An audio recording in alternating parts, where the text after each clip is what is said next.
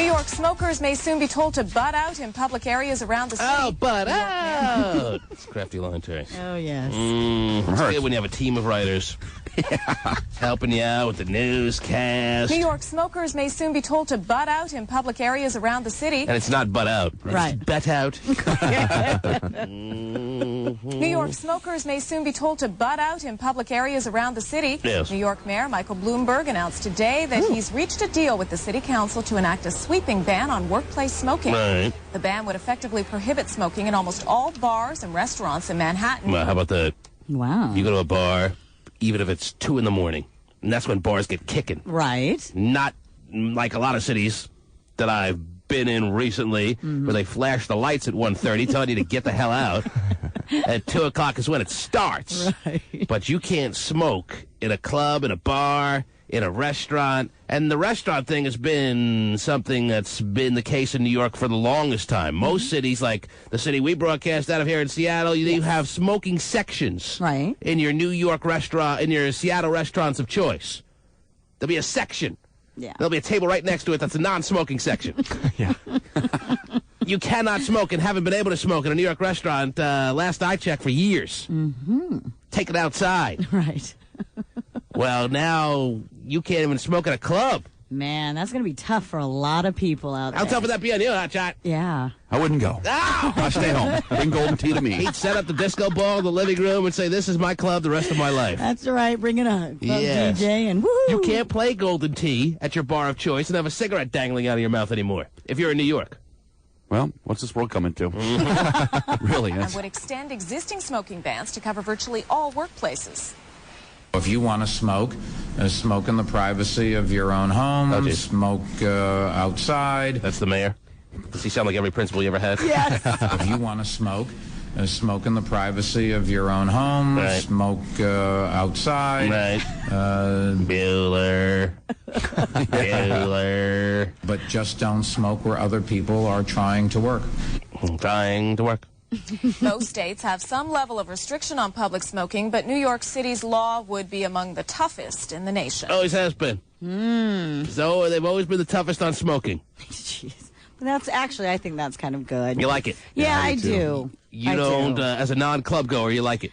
Well, not well, and plus too in restaurants and things like that. I just think that it makes it a better atmosphere. Right. And So you don't have to go home with your smelly out. You can actually hang up your clothes after you go out to a club. You can take the mask off your children when you're eating, too. Oh, That geez. helps. I mean, but I can also understand it's going to be very difficult for some people because the drinking and the smoking Right. goes hand in hand when you're at the club. Basically, we're and- getting to the point where if you smoke, you're a leper. You're going to have your own island soon, and you're not going to be able to leave it. most people in bars, they don't smoke all the time. They only smoke when they go out. So why not just let them do it in their little geez. confined bars? Did you hear the principal? I don't do it at home. I heard the principal. You heard the principal? I'll sit around on my couch and smoke a pack watching a game. If you want to smoke, smoke in the privacy of your own home. He's giving you that. Yeah, there you go. All right, Bueller? Yeah, that's not what I want. Smoke outside. He's letting you smoke outside. Well, thank you. It's America. We can do whatever we want. I appreciate that. Apparently not. Yeah, apparently not. Jeez. But just don't smoke where other people are trying to work. Trying to work. Although if you do go to a club at 1 or 2 in the morning, I think you know what you're getting into. What are you Wouldn't getting into? I mean, people would be smoking. Well, not anymore. Well, not in New York, but I mean, that's They got arrested and thrown in jail for about 20, 30 years. that's good. While the killers run free. Right. Smoking away. Soon it'll be all smokers in your prisons of choice. Right. And the killers run wild. What do? They get a little ticket if you're smoking in a, or they make you leave. Probably make you leave, and then if you just refuse, then they call the cop and say, "Hey." Yes. This is the And that's all I got to say is, hey, and the cops are right down there. Well, call him in, give him a little ticket. What else is going on in the world? What else do you have? Anything exciting? Yeah, well, good news for Paula Poundstone. She's been given full custody of her 3 adopted children, finally, and she claims that... You allowed to take them to the clubs at 2 in the morning? yeah, Not anymore. drinking and smoking. And smoke them, Terry? yeah. Her attorney actually claims that Paula has been sober for 1.5 years now. Sure. So she's all over. We all have been. Yeah, right. And then speaking of kids, Julia Roberts apparently has visited a fertility clinic recently while she was in New York Why? filming. She can't have her own kids? bullcrap. She doesn't want what she sees as the most beautiful body in the world, to be messed up by children-bearing processes. Wow. Self-centered biatch. I want her to look her fertility. Would she carry this kid? Well, that's what they say. They say one source claims that she was going to find out how her husband could, do the whole fertility thing. Without her or with her? Well, with her. But, with her it then. Sounds Then why like, let me go on this whole diatribe? But Never mind, it sounds Julia Roberts. like, though, that one of them has an issue with getting pregnant, of course. So he may be shooting blanks. Maybe. Because I remember talking about it, and I remember seeing on a couple of magazine, news, Hollywood shows of choice. Yes. And we discussed it, how a lot of high-profile celebrities, including Julia Roberts, are looking into how they can get other women to carry their children. Mm-hmm. Well, another source is saying, though, that Julia was only there to support a friend, right? She's walking in all by herself. She ain't supporting anybody unless there's something in it for her. Right. I agree with you totally. So we'll see what happens there. Right. Her boyfriend's infertile. Yes. She was probably, husband for how long, Terry? Check your watch. Right. She was probably there to do a little research for, like, Ellen Brockovich 2 or something like that. There was something in it for her, trust me. The T-Man. Right now? Yeah, T-Man here. Hanging out for a few weeks, being a daddy, just easy now. Oh, Lord. Spit over here.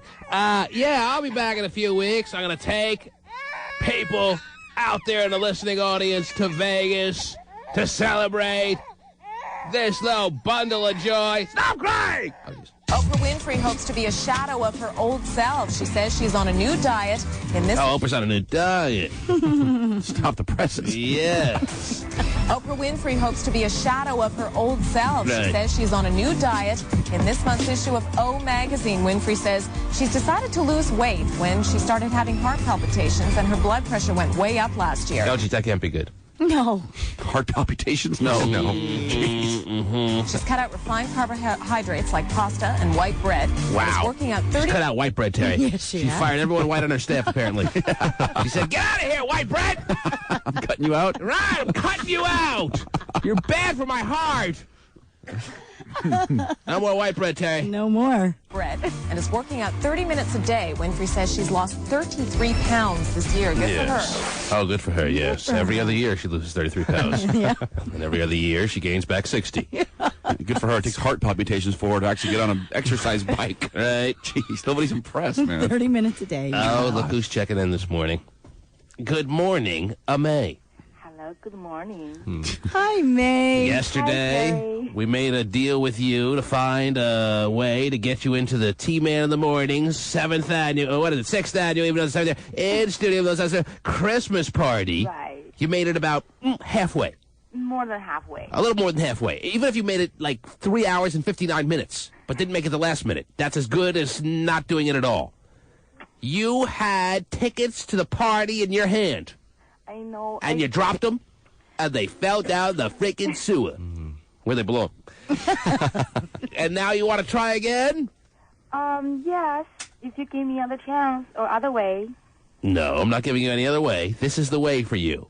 Okay. It's all the way, May, or the highway for May. May, Yes. can you make it the 4 hours? That's well underway already? Yes, I will. You will. Uh-huh. And every time I check on you, you'll be there. I will be here. Okay. And we've heard that before. May, this may be your very last chance. What's that? But if you okay, good. So, kiddies, make your own way If to Child school. Protective Services aren't called at some point today, then she hasn't done her Right. job.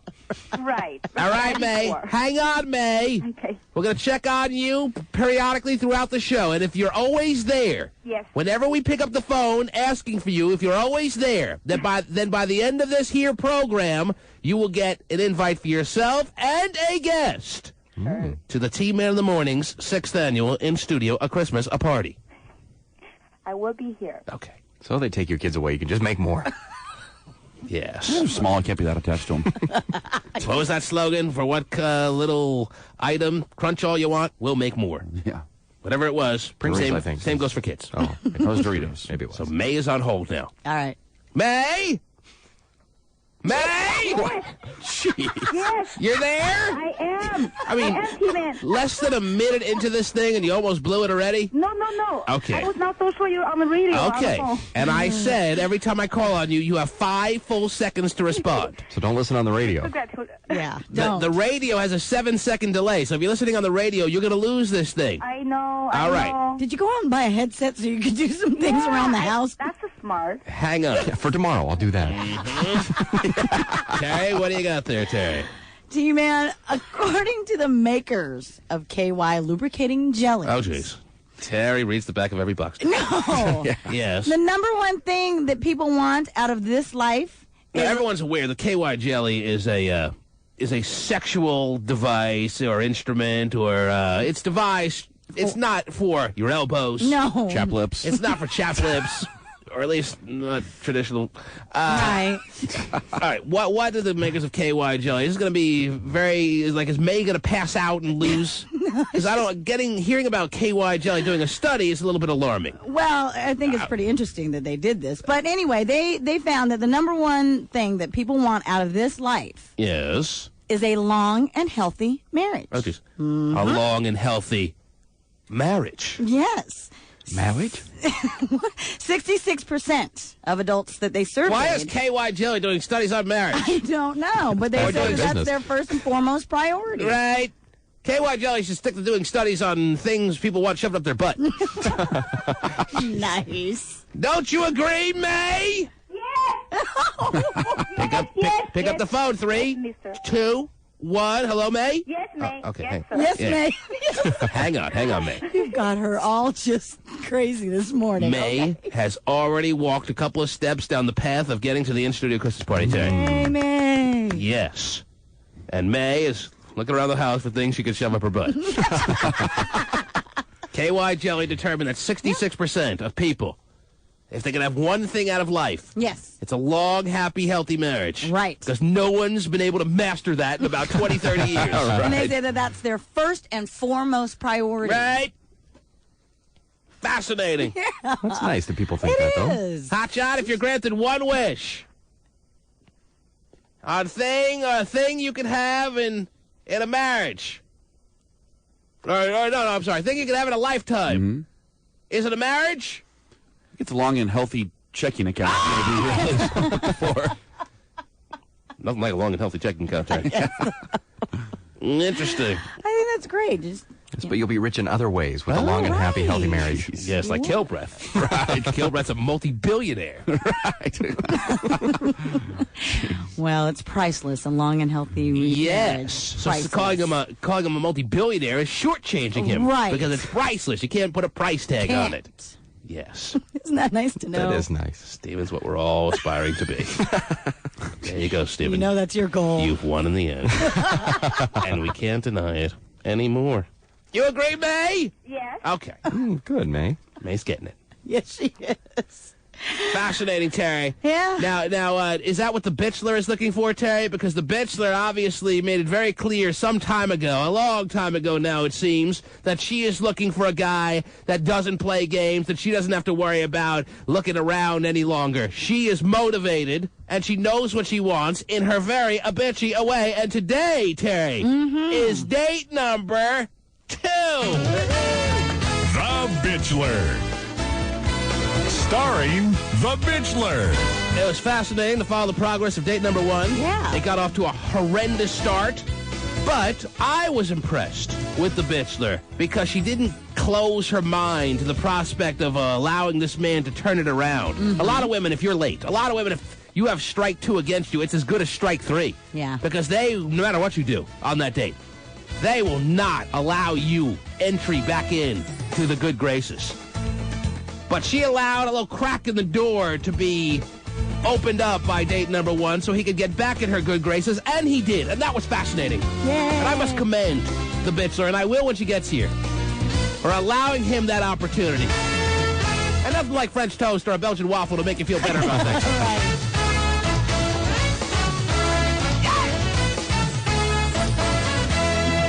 Now, wait a minute! Yes, T. When is she scheduled to be here? In about 20 minutes. Okay. Now, does that work with you, May? Yes. Okay. Whatever you said, yes. That works okay into your schedule, yes? Yes. Okay, May. You excited about the Bitchlers date number 2? Not really. Okay. Well, that makes 2 of us. Now, who does she date today, Wayman? Who is on the docket? Who's date number 2? Tony. Tony. And 6'6", shaved head.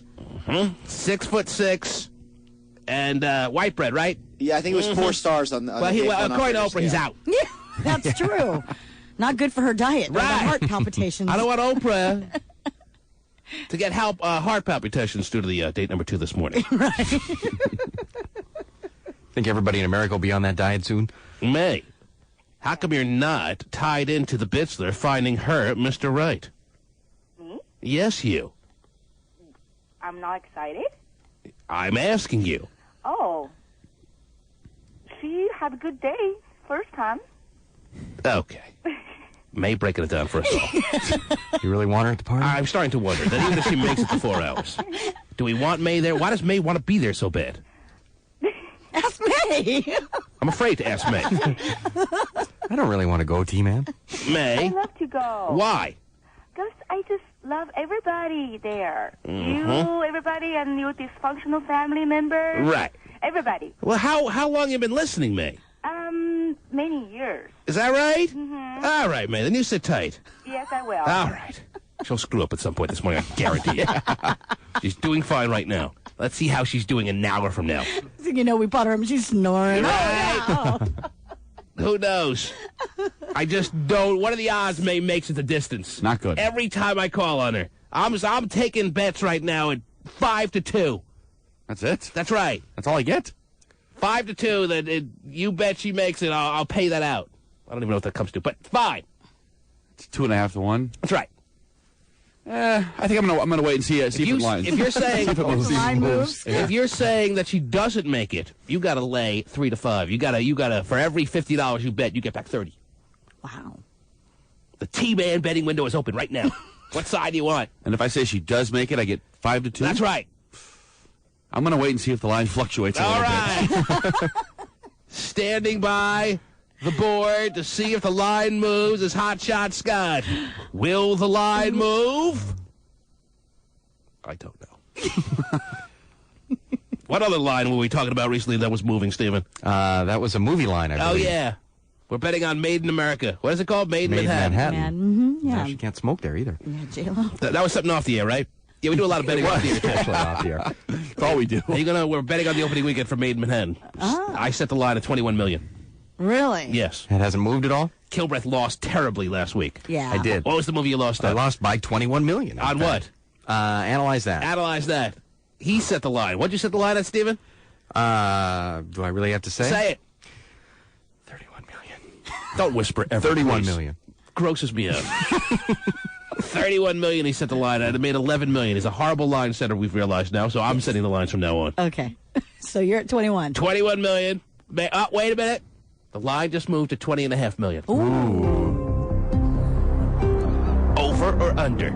Jennifer Lopez, Rafe Fiennes. A warm the heart cockling film. Huh? Sure. Okay. It works. Gonna warm the cockles of your heart, Stephen. I know it will. I'll be there. To see a maid from the Bronx who barely can speak a word of English. I don't know. I'm making that up. I don't know if she speaks perfect English. Be swept off her feet in a Pretty Woman fashion? Yeah. No thanks. Over or under? The same premise as the wedding planner. 20.5 million. Oh, wait, the line just moved. Uh-oh. It's back at 21 million. Oh, come on. Steven. I want it to go up a little more before I jump. I want it to go down. Well, this line seems like it's fluctuating every second. Oh, wait! Uh-oh. 21.5 million. Wow. Jeez. What do you got? No bets? No bets? No bets. I'll give you a Everyone's chicken. You're all chicken. I'm chicken. All right, fine. I will admit I'm chicken. The T-Man. Hey, everybody, we're all gonna get late. Check, yeah, this is ludicrous. Yeah, baby. Q93. Where are my parents?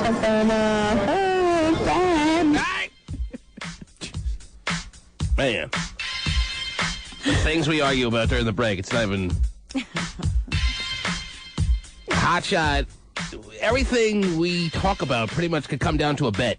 That's how juvenile we are. No. Hotshot doesn't believe that the group Chicago, and how do we even get onto the group Chicago? I don't know. We were talking. Terry has an article that's on the top of her pile that I guess Hotshot noticed. What is it entitled? Well, it's according to Glamour magazine. I know you probably weren't ready to do this at this time, Terry. But right, but it's entitled. Since we're on the subject, go ahead. What's the title? 3 Habits of Couples That Stay and Together Hotshot Forever. started singing "Hard Habit to Break." Right. And then he asked me if that was Peter Cetera, and I said, "Well, yeah, but it was the group Chicago." And then I said, actually, that song was a duet between Peter Cetera and the guy who then went on to be the lead singer of Chicago after Peter Cetera. And he said, oh, wait, no. Chicago didn't have any lead singers besides Peter Cetera. So we sat here arguing for the next 10 minutes. Well, I knew they had a guy at first, but I didn't think they had anybody after him. They had someone before him, right, and they had somebody after. They had a number of hits after Peter Cetera left and went solo with the Chin. Every time he sings, the Chin comes flaring out at you. You notice that? Okay, anyway. How can you sit there saying that Chicago didn't have, not that I'm the biggest Chicago fan, you don't have to be one to know they had a lead singer after Peter Cetera. I don't remember any hits after Peter Cetera for Chicago that didn't sound like him. When you call me up this morning, talk about the new love you found, I said I'm happy for you. That's a good one. I'm really happy for you. I swear that's him. Yeah, that's not Peter Cetera. That's not Peter Cetera. That's the lead singer after Peter Cetera. Can we move on now, please? I'm begging you to move on. May wants to move on. Right, May? Yeah. Okay. Boy, she's quick right now. All right. Are you a big Chicago fan? I'm medium. Medium Medium? Chicago fan, yeah. Really? Yeah. Not a little gay for you? No, I like them, but I'm a medium on them. Okay. They're good. Yeah. I don't love them. All right. You ever see them in concert? No. Okay, good. Because Peter Cetera probably isn't with them. Oh. It's the only way I would see him. Dude, they had a lead singer. What about the one song, Will You Still Love Me, or something like that? How does that go? Steven, you usually bring up these songs when we sing them. Come on. Yeah, Will You Still Love Me? That was on the same album as the song you were just singing. That was not Peter Cetera. What is it then? Do you understand now that they had a lead singer after Peter Cetera? Can we move on with our lives? I'm begging you. Because that was about the same time he did Glory of Love and all that crap. So it was he went solo.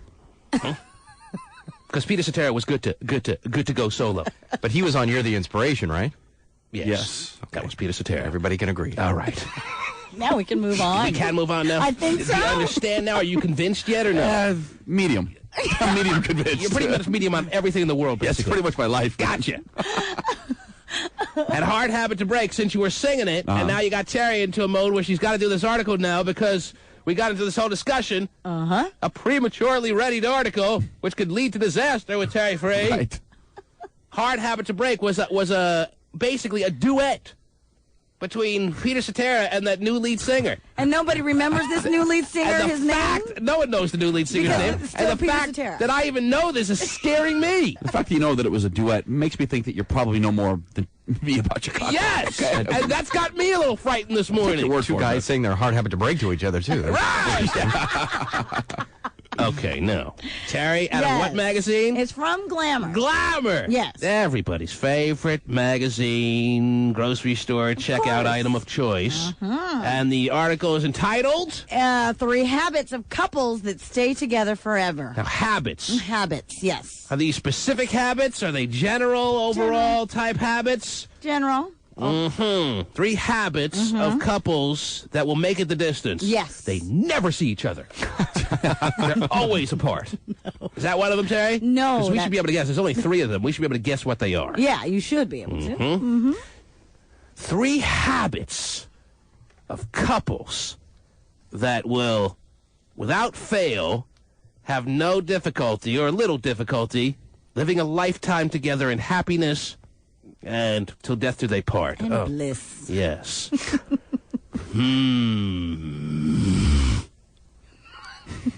The lifelong sabbatical. He lets her bang the UPS man whenever she wants. That's not on the list? No. That'd be a hard habit to And break. he sits in a chair while she does and enjoys it because, Terry, it's a hard habit to break. That's the hardest part. Yes. Take it out of that chair. No doubt about it.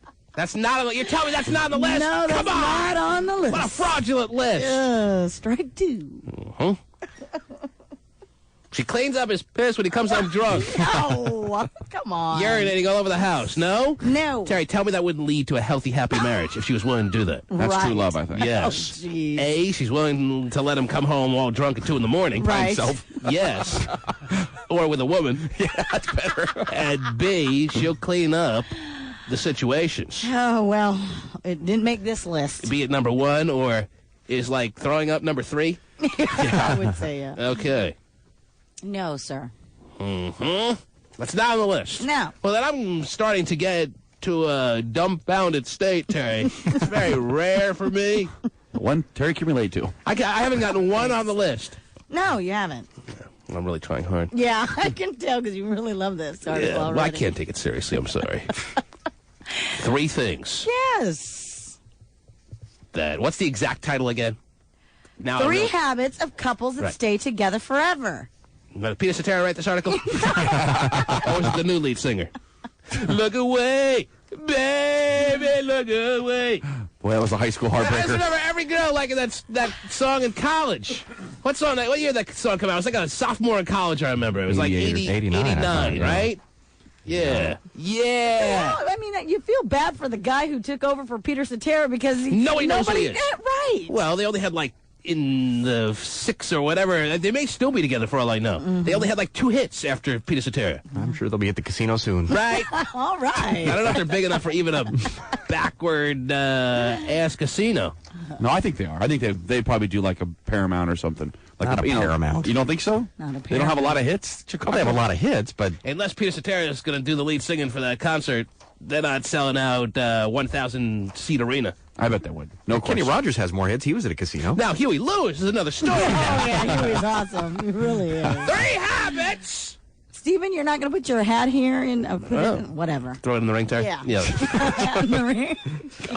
My hat is One there, habit is guys. be able to coin phrases that are cliches correctly. Steven, you're, the married one of the crew. How can you expect to make it a lifetime if you don't even know one of the 3 habits? Friendship, communication, and understanding. Man, what if he nailed it all 3? Boom! He's got the Glamour magazine open right in front of him. No. Is that it, Terry? No. No. Not even one of them? All right, give me an example of what one of them is. Give me the first habit that's hard to break. They fight. You fight. They fight. Fighting is a habit of a happy, healthy couple. They say that if Is you... it like backyard wrestling fighting? Oh, no. Because that would really keep the marriage strong as far as I'm concerned, Terry. If you're able to, like, throw your wife over a steel... Cage or something? Yes. You're in. Stay together forever. No, they say that... Now, Stephen Yes. has been one, if I recall correctly, who claims he never fights with his wife. So he would be going against the grain of those habits that allow you to last a lifetime. Because sooner or later, they, I guess, profess that he'll snap and start hacking up everyone in the neighborhood. Well, Glamour says that conflict avoidance is the #1 predictor of divorce. Wow. Wow.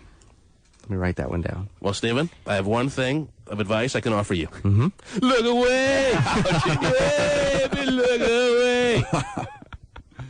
What a horrible song. Why did we like that back then? I don't know. Terrible The song. 80s was a weird time. Really was. Okay. Yes. best time. Wow. Stephen still is unwilling to let go. Is that one of the habits, Terry? Because of the wardrobe. Being able to let go of the 80s? Stephen's tight jeans were a big hit 20 years ago. So that song was 89, so it's almost more like the 90s. All right. Right? Well, the Waitman just passed me a note. He's so on top of it. He's got the Is lead he? singer's name of Chicago that took over after Peter Cetera. You've never heard this name in your life, I guarantee you. Jason Chef. Oh. Oh, Jason Chef! golly. Yes, that's the lead singer after Peter Cetera for those who were dying to know. You can see it's really done numbers for their career Right. Yeah. Way to in go. the 90s. Household name in his household. All right, Okay, so they fight. with they their fight. number. That's Yes. habit #1 of Yes. a long, happy, healthy. Yes. I'm just hoping to have a long, happy, healthy New Year, Terry. After that, You don't know all what's bets gonna- are off. Who cares? Live it day to day. No plans. Okay. Would you like habit #2? No. I'm leaving the band like Peter Cetera. Who's replacing Terry? I'm going solo. Okay. Jason Chef is going to replace Terry. I hear he needs a gig. Yeah, can he use the money, huh? Yes. All right. Let's hear number 2 and 3. Stephen, He's very after interesting. knowing he's not following number one, Yeah. right, hopes he's close to number 2 and 3. All right, what's number 2, Terry? They wait to live together until after marriage. Strike 2. That's not strike 2. No. Yeah, you and your wife didn't live together, right? Well, who's this wife now? Hey! Solid effort out, Terry Frey. Yeah, that was good. Yes. So you're 1 and 1, Stephen? Yeah, that's good. Yes. Huh? Now you waited to have sex until after your marriage too. Is that on the list, Terry? No, it's not on the list either. And those who will put up the argument that, well, you have to have sex before marriage because what if the sex is horrible after you say I do, have been, the myth has been dispelled by Stephen Kilbreth, who will be very forthcoming with how great the sex is right now with his wife. Great. Oh. Oh, wow, very forthcoming. Well, I'm going to look at her differently in the office now. Knowing she enjoys it with me? Is that She's gonna come up to us later today and say, if you see me walking by and the tears are in my eyes, it's bad sex. Baby, it's bad sex. The fact that she's seen you naked and stays with you is really a credit to her, man. That's pretty sweet. Ow! True love, I think. I think it is. It's amazing. Number 3?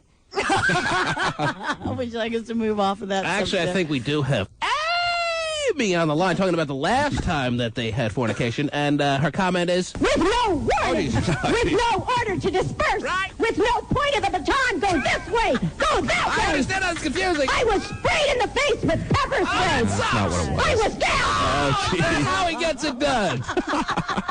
Boy, she's worked up. Let me tell you. And way number 3, Terry, of a happy, healthy, successful, loving relationship and or marriage is... During the rough spots in the marriage, they stick to it. There you go. She cleans up the rough spots. Well, you were right. You stick to it through the Yes. plateaus. Yes. Because there are peaks and there are valleys in every relationship, especially a marriage. You've got to be able to last through the plateaus, those times that are just kind of blah, because they'll be there. And in this generation, our mentality, being a one-click kind of mouse generation, Terry, is such that if you get bored, you one-click yourself out of that situation. Well, if you want a happy, healthy marriage, you better not be a one-clicker. Okay. Are you a one-clicker, Steven? I don't think I am. Gotti! All right. The Bitchler's outside. She's getting prepared for date number 2, Terry. Yay! Is she a one-clicker? The Bitchler. Starring The Bitchler. We'll bring her in. We'll get her thoughts on how excited she is for date number 2. May? Yes. Oh, good. She's saying yes before you even get to the word A. Got the letter A in her name. Are you a one-clicker, May? Yes. Okay. Date number 2 is on its way. Patty's words. Look away. The T-Man. This will be the high point of my day. It's all downhill from here. He was a bastard in another movie, too. He's got a great 80s bastard. Yeah, with Rodney. Back to school. Diving team. The one I Can't Buy Me Love. T-Man Show. Oh, yeah. Right. 1-866-663-T-Man. That was Johnny. Here she is. On our right-hand side. You know her as well as I. Who is she, May? Yes. Bachelor? The Bachelor? No. She doesn't look like a bachelor to me. Who is she? Bachelor. Yeah! Good job, man. The Bitchler. Starring The Bitchler.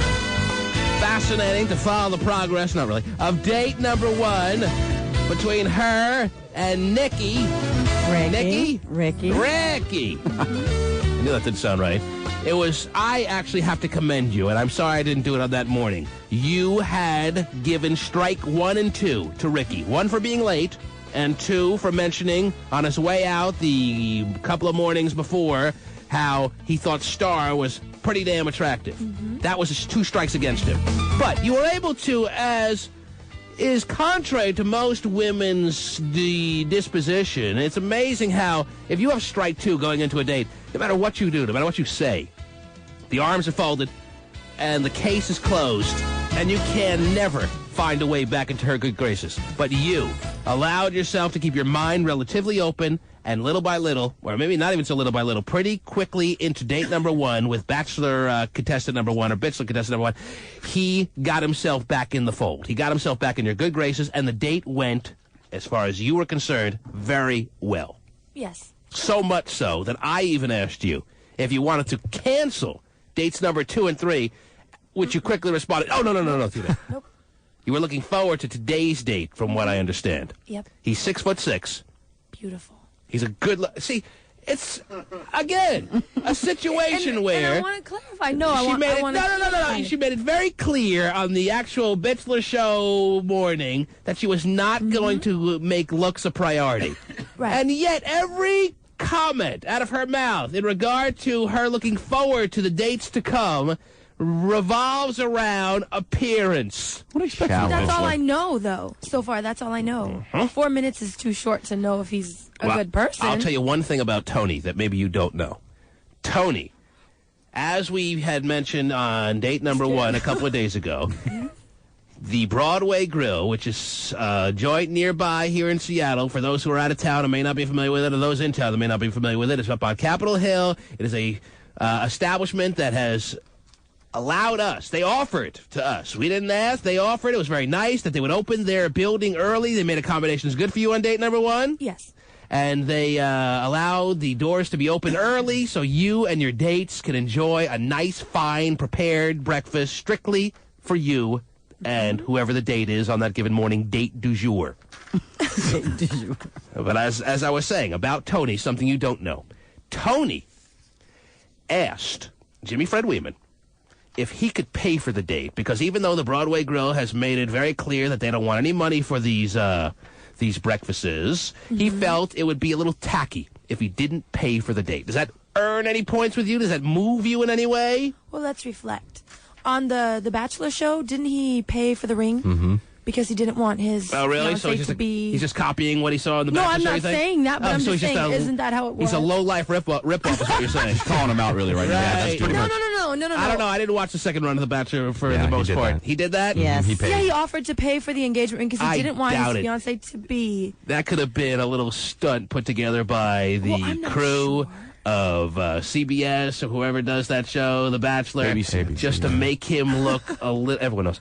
Just to make him look a little bit more gentlemanly. Maybe that's why you didn't watch it. You had the wrong channel the whole time. What's this Amazing Race thing? Damn. So that's a little something you didn't know about Tony that I'm glad I could make you aware of this morning. That is good. Oh, there's one other thing that you may not know about Tony that maybe you should be aware of. And look at you, your eyes are widening again. You're a little scared. There's no reason to be scared. This is nothing that's going to change any opinion that you may have or don't have about him. He has a vagina. Are you still in? How do you feel? Well, he's still good looking, so we'll give it a try. And you know what Constance said? She shared with us when she was out in the green room this morning. She said that she has a 50-50 kind of feeling, and you correct me if that's inaccurate, but she has a little bit, or maybe not so little bit, of her that senses that during date number 1 with Ricky, she thinks she saw Tony, 6'6" Tony, drive by in his car, peering in the window of the Broadway Grill. How lame. Is that a 50-50 prospect, or you think it would be less than that? You think you might have caught a glimpse of what you thought may have been Tony in a slow drive by, peering in the window? Maybe 60-40. So you're even more sure than you are unsure, you're saying. 60% chance that he drove by. Yes. Now you're going to ask him, or you're just going to let it go? That's probably going to... And if he says, if he says no and you sense he's lying to you, that is a big thing against him. What if he says yes, so I wanted to size up the competition. I wanted to see how it was going. Is that okay with you? But that's almost like, if it's true, that's almost like Stalkerville before you even get together. Yeah, that's weird. I don't know. You don't know... Who's to say? I mean, it might not even have been him. Might not have been him, but if it was, that is not a strike against him if he comes out and is honest about it. If he comes out and is honest, no. It's not a strike. So do you think it's cool? I mean, is it a bonus? If he shows up on the third date, though, yeah. there's a problem. If he passes by the window on your third date, Yeah. who's going to be the third date? Who cares? All right, we'll find that on the third date. But, all right, I see what you're saying. If there's a pattern developing of him checking out every little competitive person he has against him, then that's too much. Yes. Maybe he was just scouting out the location because he knew his date was coming up next. He wanted to make sure he was on time. Whatever the case may be, so far it's not a bad thing. No, not a bad All thing. right. I'd think it was a bad thing if it was me. What if it doesn't work out and then, next thing you know, he's driving by your house? See, wanted to see what's going on. Never know. So you're excited about date number 2? Yes. Even though date number 1 went really well. Is there a nice little high bar that's going to be tough for Tony to clear? Does he have a lot against him as far as trying to impress you on this date because of what Ricky laid down before him, or you're just going to take it as it is for each individual? Are you going to compare him against Ricky? No. You're not going to. Because soon after these 3 dates are done, you're going to have to narrow down the field again. Yeah. Because May wants it that way. Right, May? Yes. Okay. Constance, Yes. get in your car, or, I'm sorry, you'll be chauffeured up there by Pasty Dave the Virgin. In his limo. Yes. Sad. And enjoy date number 2. Thank you. Okay, Yeah, there have she goes. fun. The Bitchler. Starring The Bitchler. There she goes! It changes the way she looks every time. It's pretty cool. In the Pasty Dave mobile. Yeah, her hair looks different today than it's looked in previous days. I like women that can do that with their hair. Makes you feel like you're with 6 different women. Yeah, do it again. Yeah. Her hair's all like, how would you call that style today? That little wet look. Yeah, type. it's kind of like the little foo-foo. Yeah, foo-foo. It's got that little Wet foo-foo look. going, yes. Looks cute. Okay to ask your girlfriend to change her hairstyle every now and then? Terry has never shown that ability unless she goes to the salon. We're not talking about going to the salon No, to I change your know. look, Terry. We're talking about the ability to change your look just on a given day. You're right. I have no ability to do You gotta that. like that versatility in the woman that is yours. What a high school senior look. Can you pull that off, maybe? And then as long as she lets you call her different names, then you're really in good. Date number 2 is underway. The T-Man. My God, you're completely pussy whipped. Ice skating's bad girl is back in the headlines tonight. Tanya Harding had another run-in with police involving speeding cars. I think it'd be more of a newsflash if they said, ice skating's bad girl is not in the headlines tonight. Right. We had to give you that report. This is breaking news. She's gone a day without doing something to herself that is going to be counterproductive. The boxing community's outraged. Right. Tanya, obviously, no one needs to know who ice skating's bad girl is, right? Right. The fact that there is an ice skating bad girl is really pathetic. Yeah. And it's Tanya, our friend, who certainly proves every day how she fits into the bill of dysfunctional. Ice skating's bad girl is back in the headlines tonight. Tanya Harding had another run-in with police involving speeding cars and alcohol. Right. Speeding cars and alcohol. The Christmas time is here. Cars and alcohol. Right. Now I know what the problem is, and I can fix that problem. If you couldn't hear that, Terry, that was her in front of the judge just about, a couple of days ago. Right. Yeah. I know what the problem is, and I know how to fix it, is what she said. If the judge didn't break out laughing then, he must be now. Now I know what the problem is, and I can fix that problem. The judge was lenient. Drunk driving and violating a previous probation could have meant 5.5 months. Tanya got only 10 days in jail. The judge Who's this reporter? He sounds interesting. The judge was lenient. She got 6 days in jail. He takes 2-syllable words, 3-syllable words, 1-syllable words, and adds an extra syllable just on his normal speech patterns. An extra day in jail. Who is this guy? You ever heard of this guy? No, I haven't. Tanya got only 10 days in jail. The judge believed her. The judge believed her. Why does it sound like I'm screaming when I'm really talking softly? I'm doing what I'm supposed to do, and I'm going to do it right, and I'm not going to mess up anymore. You know, I mean, I'm human. I'm going to make mistakes. She's accused of making one of those mistakes last week in a remote area not far from Vancouver. Was she? Why do you do that? Now I can't even listen to this guy it's talk. terrible. Now you can't listen to the words. Oh, my God. Because that's the way he sounds. Oh, can we get to the story then? You make fun of him. Okay, next time I will. May? May? Yes, yes, yes. Oh. Just want to make sure you're getting all this, May. I thought the mailer had come to close. Okay. Part of me's rooting for her not to be there. May, Hotshot is rooting for you not to be there. He is ready to lose. Mm-hmm. Now, Tanya, her biggest downfall, the biggest mistake she made was not staying close enough to her dysfunctional family, Terry. Mm-hmm. She was actually invited to the in-studio Christmas party. She accepted that invitation, and now all bets are off. Who knows what's going to happen to her next? Yeah. And she actually had something to look forward to. She had this boxing thing coming up on the Mike Tyson card in February. Right. Where she would have actually gotten a legitimate paycheck. And she would have had the in-studio Christmas party she was looking forward to. 2 events, back to back. Like, how much fun did she have at the dysfunctional family race? She had a ton of fun. Yes. But she cannot stop from keeping alcohol in her, in her car? Yeah. She had alcohol in her car. I mean, you're on probation. You can't be near alcohol, period. But common sense tells you if you drink it in your house, no one's going to break in and bust you. Right. Just don't drink it outside the house. Don't be is she just a dummy? Is that what she is? No, I just think she has a real problem. Actually. That's better to be a dummy, I guess. Yeah. She's accused of making one of those mistakes last week in a remote area not far from Vancouver. Yeah. Normally we give a warning in this situation. Oh, jeez. Tanya and 24-year-old Christopher Nolan were stopped for speeding in a campground. She's cheating on you. She is cheating on me. Yes, with 24-year-old Christopher Nolan. That's what you get. Mm-hmm. And she's 32 last we checked. Yeah, young guy for her. Yes. Wow. In a campground. That should be you, Hotshot. Should. In a campground. Stopped for speeding in a campground. Mm-hmm. Scott could have made that happen. Yeah, I'm happy to drink and drive. She just asked me. For speeding in a campground. That's when the U.S. Forest Service found 2 cans of unopened beer. This was unopened. Unopened? still, It's still going to get her in big trouble? Yeah, it's alcohol. Uh-huh. Unopened, though. But it doesn't matter. Can't be around it, man. It's her car. It's unopened. 2 cans of beer. That's enough of a violation of her probation. She's going back to jail? Yeah, looks that way. She can't just hang out for a little in-house arrest in a campground. Beer. On the edge of the Gifford Pinchot National Forest, there's a... Yeah, Stephen, did you want to say something? I'm wondering, what if Christopher just brought it and said, I didn't know you were serious about this no drinking thing, and then they just left it in the car and they just, cavorted around the campground. Cavorted?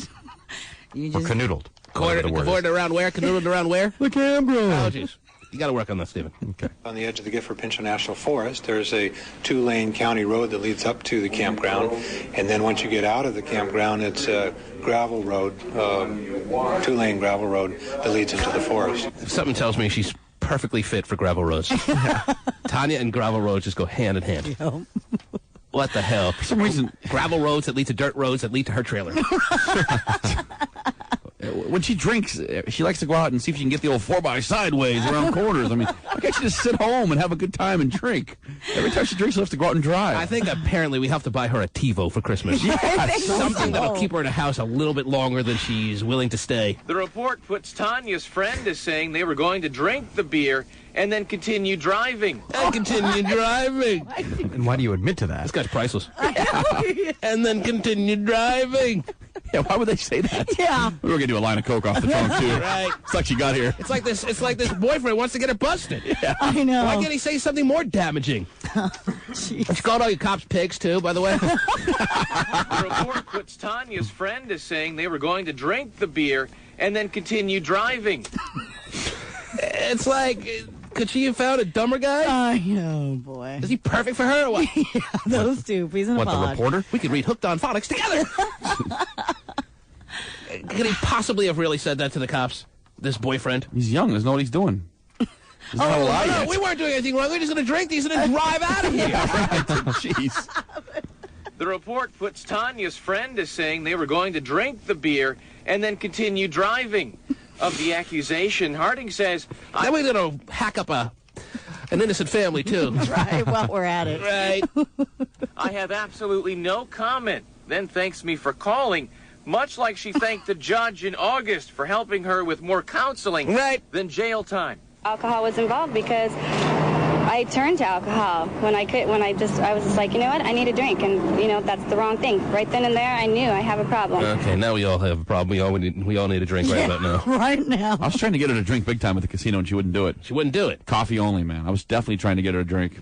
She thinks that the confines of a car are as secure as her house, and it's not exactly the case, especially if you drive the way Tanya does, and you are a suspect car, like I'm sure Tanya is. I'm sure they have her car noted in their heads, if not on file in some capacity. The backwoods near her hometown should be a safe haven. Well, should be able to get away with some stuff. The privacy of a gravelly road is most often secure. Not in the case of Tanya. She's been busted again. Yeah. And this time, I'm expecting about 6 months for her in jail. She loved it so much, she told us, last time she was in jail. She didn't want to leave. Remember she said that to us? Yes. Well, now she doesn't have to leave for a while. It's a nice little safe haven for her, I'm telling you. Now she can make it her home for a little while. The hell? Put up posters of Nancy Kerrigan. Pasty! Yes, sir. Where are you, dude? We've arrived right outside the restaurant. I understand that Tony, Mr. Date Number 2, Mr. 6'6", has been there for about a half hour. He is there. Talking about wanting to be different than her first date. He arrived extra early. That's good. And so far, he is about as opposite as you can get from the first date. Really? At this point. If you'd like me to describe the scene, I will. Pasty? Uh-oh. That's why you're there. Otherwise, we could have just sent you to a campground. Yes, Pasty, what do you got? Tony was obviously here very early because he brought with him a white tablecloth that he put over the table. Wow. He brought That is candlesticks just cheesy. and Candlesticks? long white candles that he has lit How nice. and are sitting on the table. He brought a champagne, what are the coolers that you put the ice in, you put the champagne bottle in. He brought one of those. I don't know what those are called. Probably a champagne There's a holder. bottle of champagne in there. It's not a cooler, man. Right? He has Cool. a nice bouquet of fresh flowers. That's what I could see when I walked by the table. Yes. So Tony's pulling out all the stops is what you're saying. No doubt. Tony's taking a reasonably good-looking restaurant and making it that much better with the white tablecloth and the candlesticks and the thingy you put the champagne in that keeps it chilled. Because I don't even know the name of that thing, but I know everyone knows what he's talking about. It's not a cooler, though. Right. Yes. It's like a chiller That's thing. safe to say. So he has that all set up. All set up at the table, and he's sitting there waiting. Is Constance beaming? Has she seen this or what? I told her about it. She hasn't seen it yet. I told her about it, and she... Leave it to Dave to ruin a good surprise. Okay, before you go on in. Yes. I know, but she seems a little nervous about it. She thinks he might be hiding something, but she seems pretty impressed that he went to these lengths. So here's a guy who goes to, great lengths to try to get the date off to a good start, and how does it work in a woman's mind? Oh, what is he covering up? What do I have to look for? A guy who's late had a great date with her because he lowered her expectations. Raised expectations can only work against you. Okay, I think we're ready to have Constance walk into this establishment. All right. And say hello to Tony, her morning date. Sounds good. Give the phone to Constance here as we walk in? Not yet. All right. You want to You hear gonna do her? the I present the Bitchler? I think you have to present them, do the introduction. Say, Tony, here is your date. You remember her. She is the Bitchler. Bitchler, this is Tony. You got it. Then You're you can ask walking him, in. then you can ask him what the thing is called to put the champagne in. Boy. In now. Pacey's been sampling the champagne, it sounds like. Good morning, Tony. Oh, well, they don't want to hear from me. They're doing their own thing. I'd like to present the Bitchler. Who's doing their own thing? They're already hugging or something? Yeah, Tony walked up with the flowers, handed her the flowers, and pulled her seat out for her. Pacey goes, thank you very much. Yeah. So Pacey's introducing them, yet they're already talking. You should be somewhat accustomed to being ignored, right, Pacey, in your life? Actually not, because he not only brought Constance a present, he brought me a present. Pacey's in love. To bring the chaperone a present is always a good move, let me tell you, Terry. Awesome. That's very thoughtful. What did you get, Pasty? A corsage? I'm opening it right now. Oh, look, he's not going to wait. He wants He wrapped your present? Yeah, it's in a little gift bag. How good he's. It's tickets to an all-day showing of War and Peace. He wants you to get the hell out of there, Pasty. Actually, it is a Trojan Maxim XL large. Yes, because everyone should be aware that Pasty wears Magnum-sized condoms, and obviously Tony has been a very good student of the program. Yes. And that earns points with me, Terry. All righty. Way to go, Tony. Mm-hmm. Very good, very good. Did you make the formal introduction, or they didn't care to wait for it, obviously? Yeah, they didn't really care. I was trying to give it, but he was giving the presents and everything. Okay, where are they now? Are they seated or what? Seated here at their Let's table, yes. put Tony on the phone. Well, first, did he pull out her seat for her to sit down, Dave? You can ask him, Terry. Oh. He did? Mm-hmm. Wow. Man, it's amazing that Pasty can make a claim that he wears Magnum-sized condoms when the man has never humped. He should have to go back to the kitchen right now and prove to the cook that he wears a Magnum-sized condom. What's he, just trying them on? Tony? Yes. How are you, sir? I'm doing very good, thank you. Man, let me tell you, you are the hit parade of getting this preliminary part of the date underway, huh? Well, I like to be prepared. A gift for Constance, a gift for Pasty, flowers, a white tablecloth, candles, and champagne. Yep. For $20. Tony, what do you call that thing that you put the champagne in to keep it chilled? I have no idea. He just knows that he got it, and he brought it. I just know what it is. I don't know what it's called. Now, Tony, before we get too far into this date, we have to clear the air on a little bit of a subject matter that has come up. Did you or did you not? And we're expecting honesty from you, Tony. Oh, you should expect nothing less. Did you or did you not drive by in your vehicle while Constance was on her first date 2 days ago with Ricky? That is correct. Oh, after my final at Seattle U, I usually drive home down Broadway because I live at the other end of Broadway, and I did drive by and glance over. Yes, I did. Tony, are you telling me you drive on that street every morning? Every day, yeah. I've been going to Seattle U now for 4 years. Now, I've lived on Broadway for the last 4 years. I appreciate his honesty. Yes. Saying that. Yeah, well, no, definitely. I mean, if I'm going to be driving by here anyway, I'm going to peek over. And plus, I didn't even know where the place was, so I wanted to get that squared away. How about Constance spotting Tony as he was driving by? When I heard that, I couldn't believe she actually saw me. I didn't even know she knew what I drove. Yeah, there's a word for that. It's called, a busted! But if you've driven by there every day for 4 years, how do you not know where it is? I was thinking the same thing. I drive Broadway every day, but never heard of the Broadway Grill. Yeah. Boy, I don't know where it is. Do you think I go one by one to each restaurant on Broadway and try them all out? For 4 years, you notice things. The Broadway Grill is fine dining. Yeah. If you've been in the area, if you lived in the area, and you drive by the area for 4 years, you would know what the Broadway Grill is. Every day. Roughly where it was. My buddy said it was right by the Ben and Jerry's place. It's okay if you admit that you wanted to check out the competition and size it up. Definitely. I definitely was looking around. I was driving really slow because, like I said, I didn't know where it was. Okay, well, there you go. Tony has been semi-honest with the disclosure of the information we were looking for. There you go. Yes. Now, date number 2 is officially underway. Yay. The candles are lit, Tony? What's that? The candles are lit? The candles are lit. The champagne is chilled? It's chilled. It's waiting to be popped open. It's a shame he has to do all this crap just to get laid, Terry. Oh, now, come on. Yeah, he's a new agent, right? Right. Tony, why don't you pass the phone to Constance? Let's get her initial thoughts on how things are getting underway with the white tablecloth and all that crap you put together.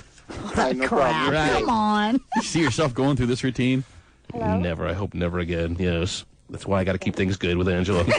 Never screw You don't up. want to get back in Maybe there. 5 jobs ago? Constance? Yes. Are you impressed with the lengths that Tony has gone to make sure he does the opposite of Ricky and get this date off on the right footing? Yes.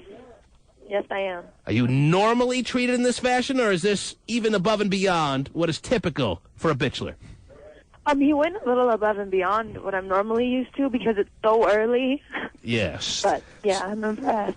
So the hour, the breakfast type setting makes this atypical. Yes. And you couldn't wait for the introduction to take place from what we heard. You had to run over to Tony, accept your flowers, and get a quick hug. Is that accurate? That's correct. Wow. Well, as if there haven't been enough surprises already, would you be interested to find out that we have a guest celebrity waiter for the occasion? We do, in fact, have a guest celebrity waiter who is going to be serving you this morning, Constance. Is that okay with you? Who is it? Well, she does not like surprises. I understand he's in the kitchen right now of the Broadway Grill, and he's ready to come out and greet you two and welcome you to his establishment this morning. Will the guest celebrity waiter please come out and say hello?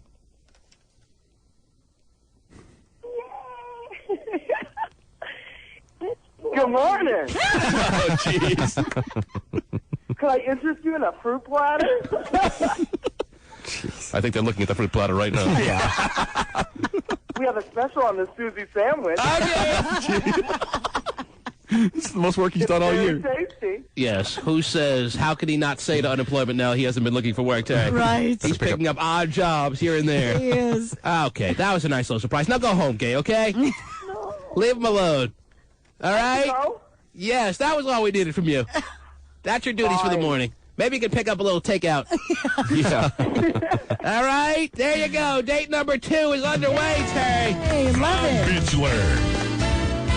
Starring The Bitchler. Candles. Champagne. A white tablecloth. Wow. A champagne breakfast. He's doing it all. May, does that sound good? Sounds good. Yeah! Good job, man. Way to go, man. We'll check in on how they're doing periodically throughout the morning, Terry. Tony, trying to get it done as best he can. The T-Man. You're just another lying old dirty birdie, and I don't think I better be around you for a while. It's the cube.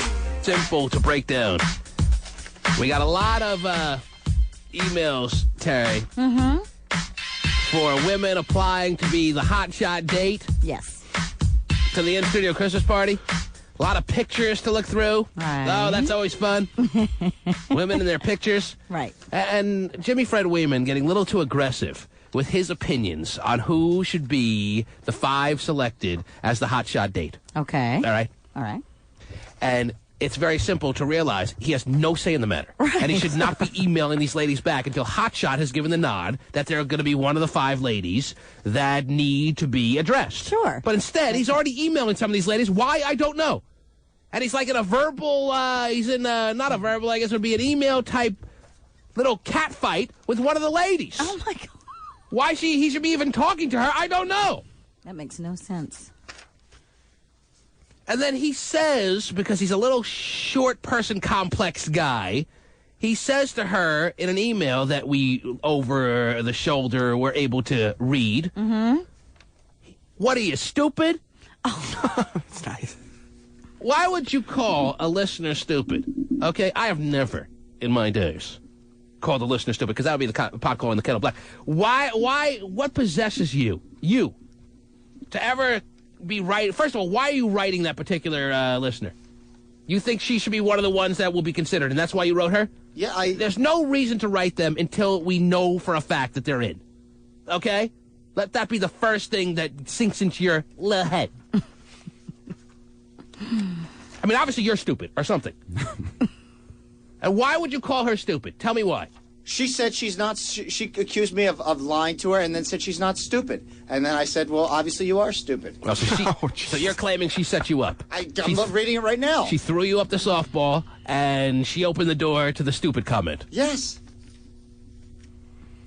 There's going to be an occasional person there who is under the age of 21, and there's going to be alcohol there. So I just so said you were just writing her to find out her age to make sure she had ID, and she said she lost her ID. And I said, well, unfortunately, you're not going to be able to get in with that in without ID. Right. And she said, I'm not stupid. That little Star Wars kid is going to be there. And first of all, it's Star Trek, but that's she was referring to Matthew Swager, obviously. I'm sure he pointed that out too. Mm-hmm. She was wrong in her. And then you wrote, obviously you are stupid because he's a Star Trek guy. Right. No, I said. Well, now you're going to call that woman, and you're going to apologize to her on the air. Even though she opened the door to the stupid comment, you're going to apologize for calling her stupid. If I have a phone number, I will. Oh, look at this, T-Man. She didn't leave a phone number. Why should I apologize anyway? Because you don't call listeners stupid. That I agree with. You don't call listeners stupid. Terry Free can call anyone she wants stupid. Right. Hotshot, anyone he wants. No phone Stephen number. Kilbreath, any person he feels like calling stupid can be called stupid. You? Nobody! She didn't leave a number? No. Honest to If goodness. he's lying to me. I'm not lying. You could look So at the email. email right her here. back and say, may I please have a Yes. phone number so that I can get in touch with you so I may apologize. You've been in constant contact through email all morning with her, and maybe all last night for all we know, until things went awry. Email her right now. Ask her to give her a number where she can be contacted right now so you can give her a formal apology on the air. Make sure you say that. Listen to the little fingers go. Do you hear that, Why Terry? do I need to apologize to her? Why can't I do it in an email? What's that now? Why do I need to apologize to her? Just keep typing. Jeez, those little fingers. Listen. That's fast.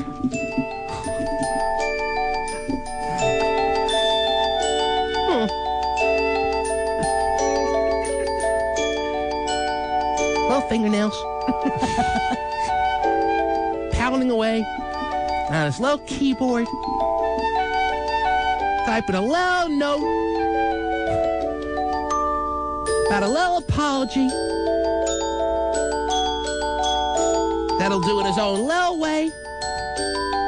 In a little while. I hope he's working out the little verbiage he's going to throw her little way. Already sent.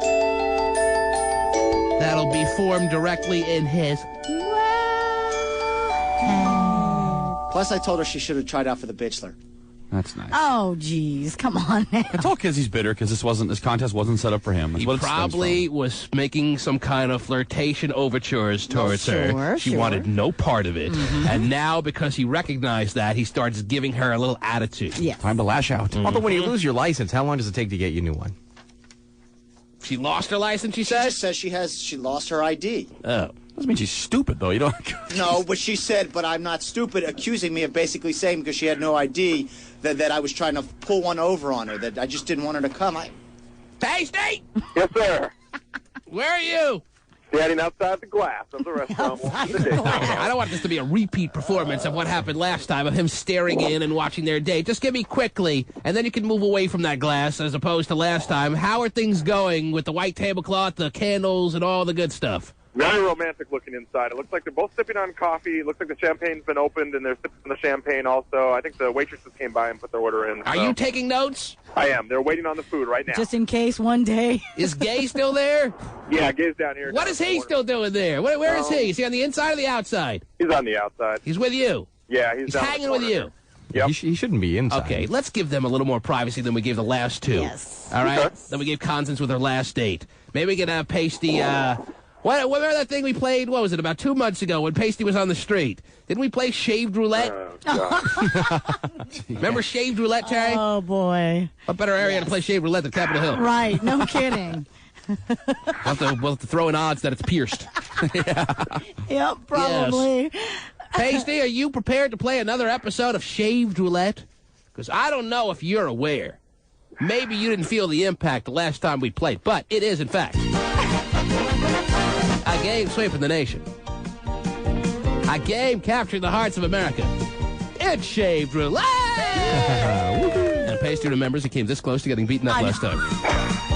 Yeah, by far my least favorite game. By far your least favorite game? Yeah. Then we definitely have to play it. Right. What do you want to sit there and continue taking notes on how to make a first date go smoothly and then you're going to write a book? I've been enjoying that, yeah. No, you got to leave them alone this time. We have every confidence that the date between Tony and Constance is going real well. As a matter of fact, why don't you go inside? We'll give the phone to Constance, give the phone to Tony. All right? Do that. And if they confirm that they would like a little more privacy than Pasty with his nose pressed up against the glass is able to give, right?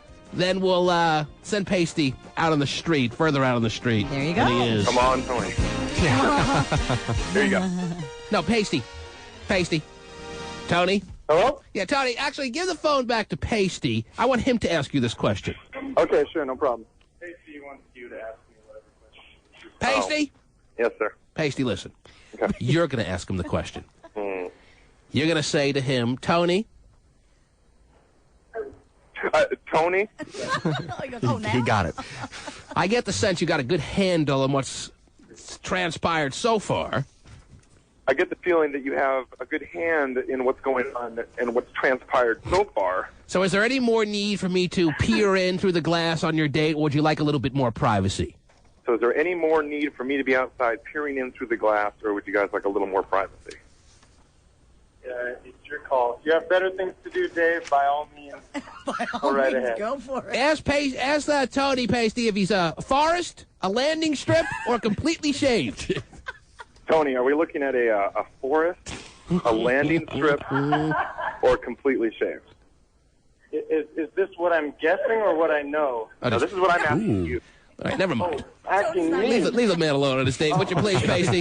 Tell him it's just a joke. All right, Okay, Pasty, don't worry tell about it, him you're going to be more than happy to give them a little more privacy than you gave Constance on her first date. Would that be All right. okay with them?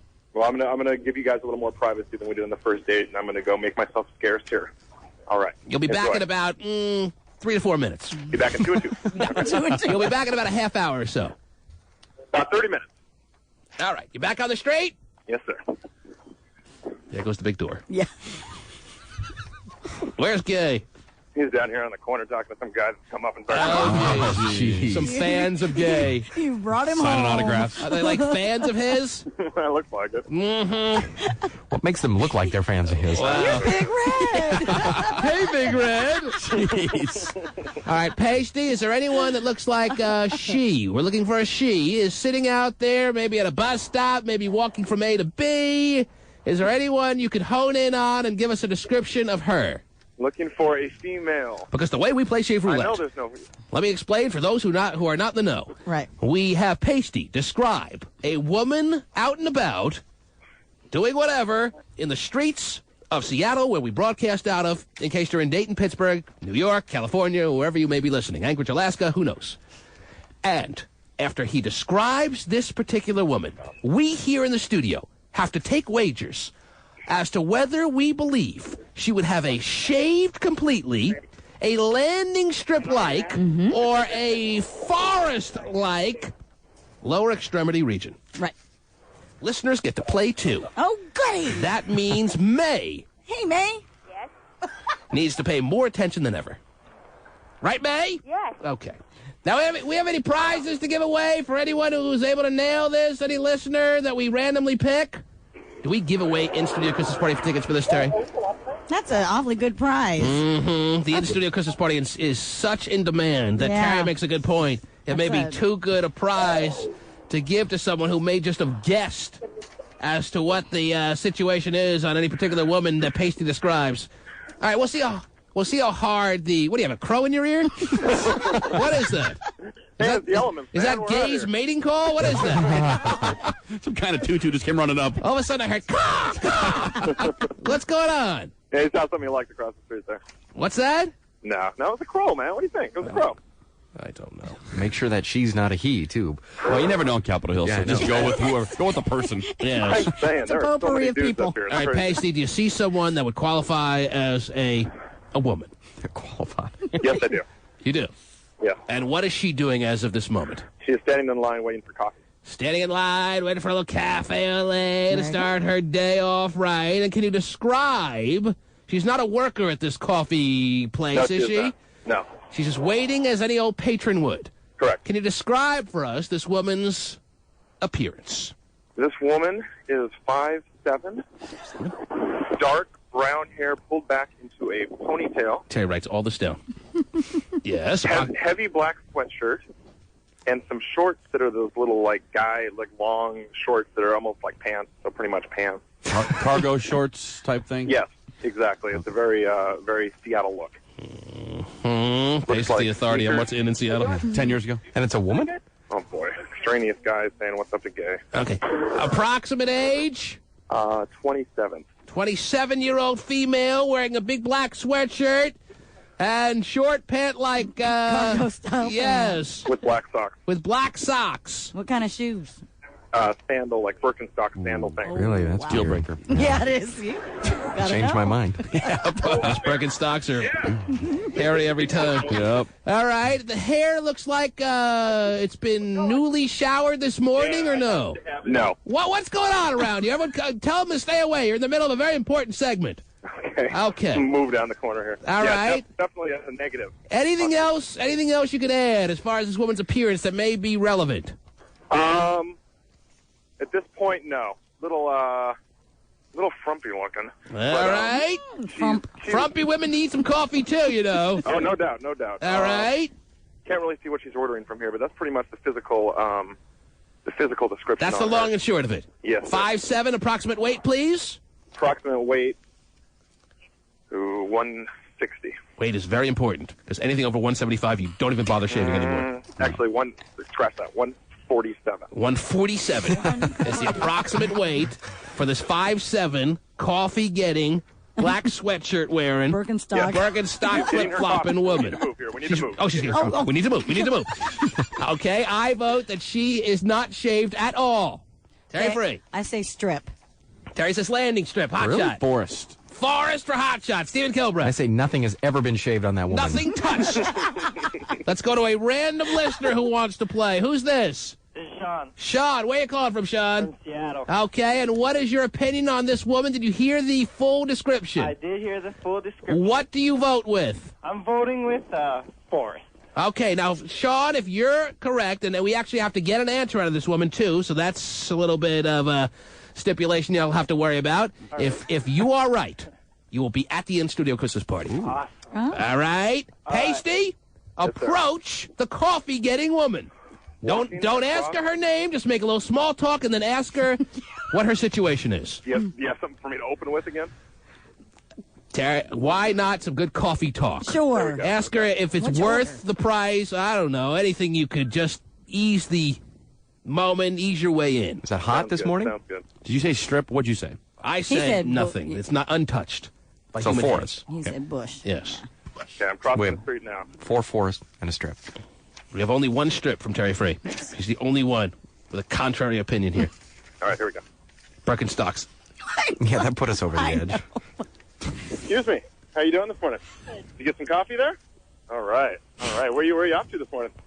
Work. All right. That's a good place to go. Good place to go. This morning we're just kind of... You wonder why he's never been We're laid. kind of trying to find a little bit more about information about people. So we're asking everybody, bald, landing strip, or forest? Oh, my goodness. What's it for? It depends. Just curious. We have a confirmed landing strip. Is that her situation? Ask her. Yes. Is that your situation? I have no idea. Yes, I guess. She doesn't know what she is? Say, you don't know what you are? You're not sure what you are? Well, I don't know what you're asking. What is it? Tell her to think. Tell her to think hard. Think hard. Landing strip, forest, or bear? I'll say forest. Yes. But she doesn't know what she's answering. Look, Pasty, just take your eyes and look there. Oh, dude, I'm telling you. What? I'm telling you. Forest would be a very safe bet. So what do we go with now? That's No, forest. She confirmed forest. She wasn't But Dave, she was still unclear on what she's answering. The first time she wasn't. That's why she went with landing strip. And then when I clarified exactly what I was asking her, she said forest. She said, I'm going to go forest. I'm going to go forest. I haven't seen it in a while. Pasty, is she still there? No, she's in her Jetta and she's long gone. So what do we do? Do we give it to Sean? Is Sean in? Is he in the studio Christmas party? You're in, Sean! You're in! Sean! Yes. You're in! Yeah. All right! Congratulations! Way to go, Hang on the Sean. line. See how simple it is, Terry? So simple. To get to the in-studio Christmas party, all you need is a Jetta. Pasty. Yes, sir. All right. You may have to be more direct than we thought. More direct? When you ask the question, you're going to have to widen your eyes first and then lower them at the target. Maybe point. No, I don't think we're ready for out-and-out pointing as of this time. Got a big handful. If I feel... Yeah. Use the claw, Pasty. That works every time. Your mom told you not to point when you were little, okay? All right. I got somebody to answer honestly. I think I did a good job there. I think she only answered honestly because she had no idea what you were talking about. Well, look at what I'm asking. Stop hollering! I think she knew. Okay. Is there anyone else that you can approach? Let me do a quick look here. Okay. Does it necessarily be a lady, or can we talk to a fella? Wow. Pasty. Dude, I'm telling you, it's like 6-1 up here. It's not even funny. Okay, Pasty. A lot of guys. Yeah. I really feel for this game to have any real credibility. The whole thesis of the game is based on being a woman. I understand. All right? Okay. Okay. Glad we could straighten that out. Go down by Dick's Drive-In. Right. Yeah. That's actually where I'm headed. Okay. Breathing heavy. Not really a good thing for a smoker to be on the move this briskly, Terry. Not at all. Just act like the new Star Wars just opened up, Pasty. You know how how fast you run to the box office when that happens, Pasty? Yeah. Get that kind of mentality going this morning. Okay. All right. That's in my head. All right. You just downloaded something. You see not a woman anywhere right now. I'm telling you, I see about 12 guys, but not one lady right now. All right. I'm walking down to the next block here. That's why Gay is refusing to leave? Yeah, probably. Yeah. He's appreciating the ratio? Gay's enjoying the scenery. Can you even see Gay where you are right now? Yeah. What if Gay's been accosted and thrown into a trunk of a car? Oh, that's not happening. No, I got him. Not if you want to close the trunk. Yeah. And how are you going to lift him up there It anyway? might be kind of funny if he asked a couple people, That might be a fun twist on it. Dave's trying to convince you that, And actually, that's not the worst idea in the world. Come on. You could ask the guys. There you go. Right. Your ass, is it shaved? Landing strip? But we're not ready to give up on you just yet, Pasty. All right, no problem. We'll get this done. Okay, what do you got? I'm seeing, we got a blonde lady that's standing here waiting for coffee. Oh, more coffee? Yes, a lot of those. Did you wind up at the same spot you were at originally? I did a complete block and came right back to the same coffee stand. And there was a lady here.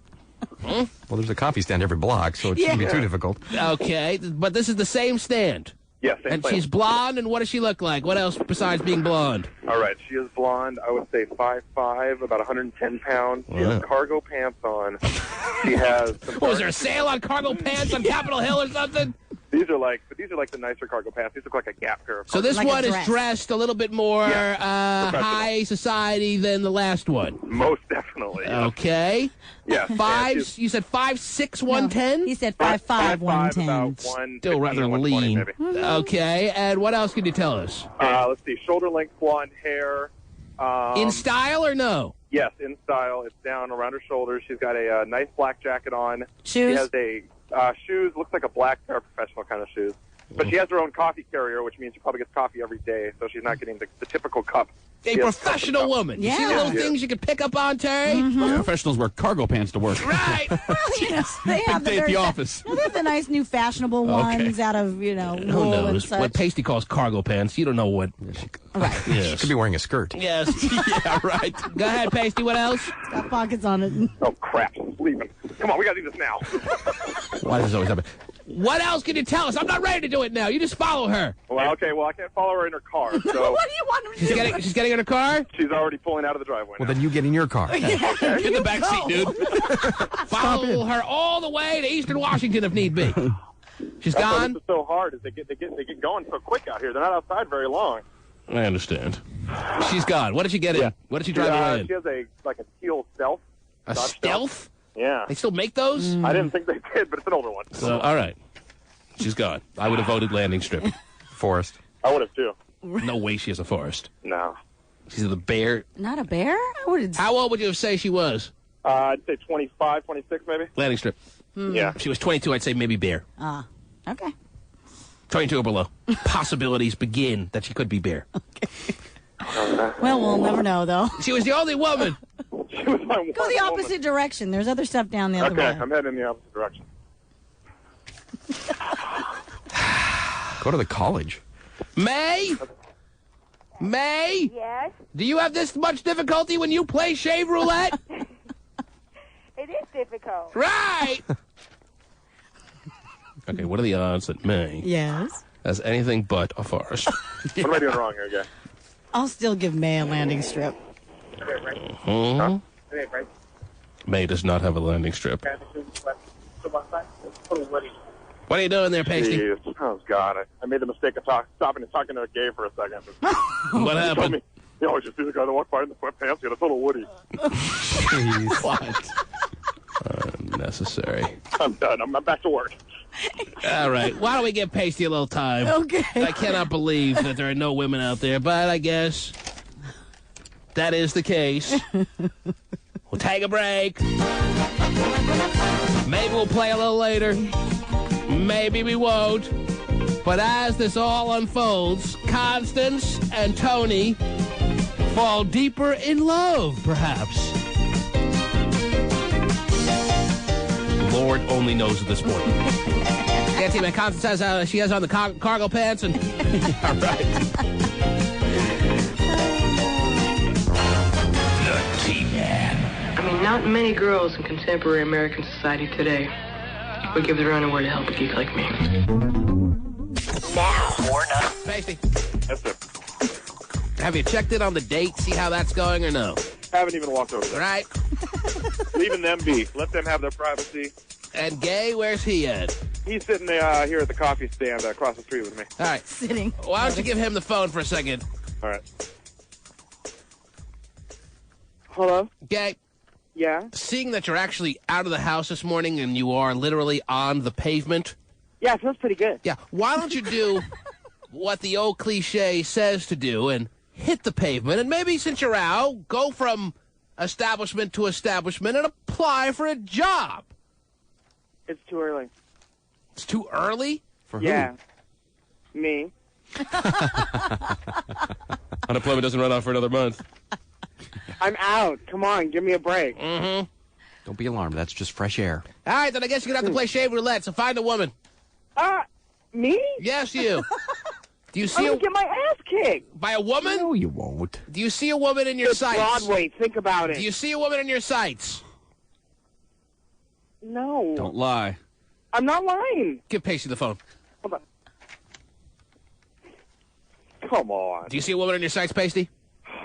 No. No. I'm. You had the whole break to get yourself into a position where there are women. Let me explain something to you, sir. The ladies that come down here, they're in and out of their cars in about 5 seconds. They either come in, they run over here to the ATM machines, they're getting some cash, or they run over and get a coffee, and they're in and out in like 3 minutes. Now, I was thinking about asking one of them off the air and getting the information and then describing her to you later, but then I know you like that wouldn't be fun. No, I like it while it's happening, all unfolding. You have to set up a roadblock, because Pasty is going to, or your Gay is going to do the next installment of Shaved Roulette. So you find a woman who's getting out of her car to, yes, do a 2-minute transaction. You'll put up the block, and then Gay will approach her. All right. Who do you see? Is that a girl or a guy? Red hair. That's me, Pasty. You got a backpack. Is it a girl or a guy? It's a guy? Oh, crap. All you see is guys? Oh, so far it's guys, but hold on. Give us a second here. All right. People get nervous when they see Jake and the fat man there with a telephone. All right, hang on. All right. Terry, do a couple of stories. All right. I have an update for you, actually, Yes. on the story I did the other day about the wife who shot her husband with a shotgun when he was watching porn. All right, save that one. What's next? Oh. That'll give me a whole diatribe. Okay. Even though I talked about it. I think it was just yesterday, Terry. What else? Also, I have a story about a couple of 8th graders who were running a gambling ring and recruiting others and taking bets for $2 to $10. $10, not the biggest stakes in the world, but... in 8th grade. Okay. When I was in 5th grade, Terry, I remember betting on football with my friends. Now, did we have an organized little pit and collection type process? No. These guys did. And that's what you're describing here. You're describing an organized little situation that was set up by 8th graders. Yes. Where they would take bets on a weekly basis from their schoolmates. Right. And then collect and break legs and all that good stuff. Yeah, they had like 20 pupils or 20 students place bets, some involving point spreads on the game. Okay, what school is this at? I want to call and see if I can lay a bet down. Yeah, it was probably local. They're listeners. Right. Springman Middle School. What city? And, oh, geez, where did it go? Springman? Yeah, I want you to know Springman, in Terry? Chicago. In Chicago. Yes. In the Windy City. Yes. They're learning quick. Jeez. So I got to call Springman Middle School. Yes. I got a lot of stakes riding this weekend, Terry. Do ya? I have never been in a situation where there was as much at stake. Usually I do the typical, maybe, a few hundred tops bet. I'm in a situation, as I've described to you all year, this elimination league that I'm in nationwide. Yeah, I don't know you're still anyone that's in the league except myself, actually, because Weeman and the Kill Shots or the Hot Breaths. Hot Shot and Stephen Kilbreth were in this league, but it seems like years ago they were in this league. It was a long time ago. It's one of those typical NFL elimination leagues where you take a team every week to win. You can't take the same team twice. 1,050 people started at the beginning of the NFL season. Mm-hmm. There are 28 teams left. And you are one. I'm one of them. Oh, wow. And the winning person gets $100,000, of which you'll see none of it. Oh, I thought we were going to have a big old party. Part of the Christmas bonus. So they ramp up your Christmas gift by like $5. Wow.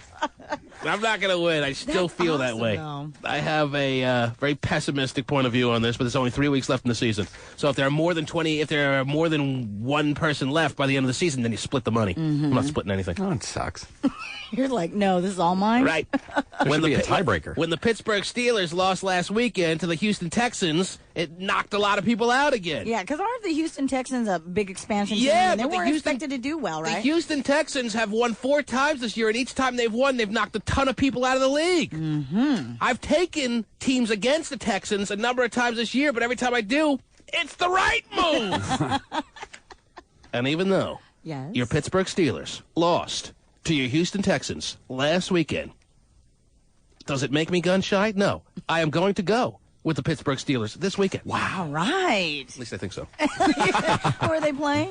They're playing your Carolina Panthers. Ooh, not doing well this year, are they? They're 5-8. Oh, okay. Played some teams tough Capable of an upset. They've won 2 in a row. Oh. And even though Pittsburgh lost to Houston last weekend, I believe that they'll put it back together.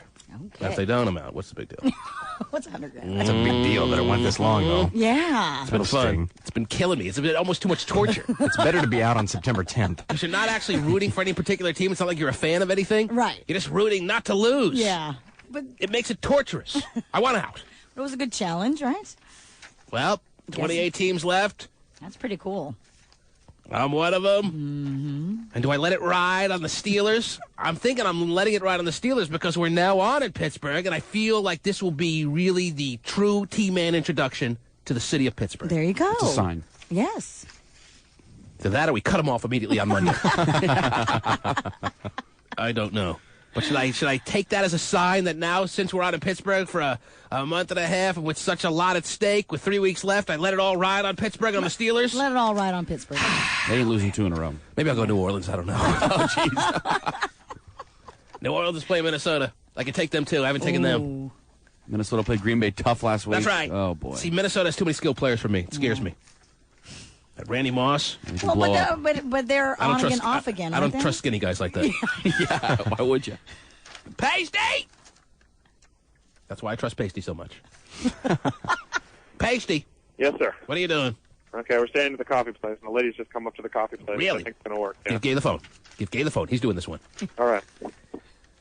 Gay? Hello? Describe this woman. Describe this woman. How tall are you? He's already talking to her? That's not the way you play shave roulette, Gay. But I stopped her. Stop, lady. I couldn't keep up with Dave. You know what? I tried. Don't even. He's tainting a very wholesome family game of shaved roulette. Just guess Gay at how tall she is. How tall is she, Gay? She's a lot taller than me, and I'm 5'2 3/4. Well, give me an approximation, please. 5'9". All right. What else can you tell us about this woman? Why does it always sound like you're taking a dump every time you get a sentence out? She's got dark hair. She's cute as a button, she says. She's reading them lines. She's in her 30s. In her 30s? In her 30s. Yes. Early, middle, or late? Very important for shaved roulette. Middle. Middle 30s. All right. Glasses. Does she look athletic? No. He knows from athletic. Wearing Look at him. professional clothing, or is she? What is she dressed in? Black pants, clog-like things. Clog-like. Sweater, a T-shirt under the sweater, an orange jacket. I love your outfit. Good on her? Yes. Anything else you could tell us about her appearance? She could beat me up. Huh? Man. Why do I feel like it's not enough to go on? Oh, jeez, I just accidentally disconnected him, too. That was my fault. Get him back on, quick. Dial him up before she gets away. Cute as a button. Cute as a button. What color hair did he say? He said dark hair, mid-30s. Here he is. Mid-30s. Mm-hmm. Professional, like Professional slacks, with orange jacket. But clog-like shoes. Clog-like shoes that would, in his mind, probably feel really good nestled up with the butt crack. What else? Should I ask her if she has any tattoos?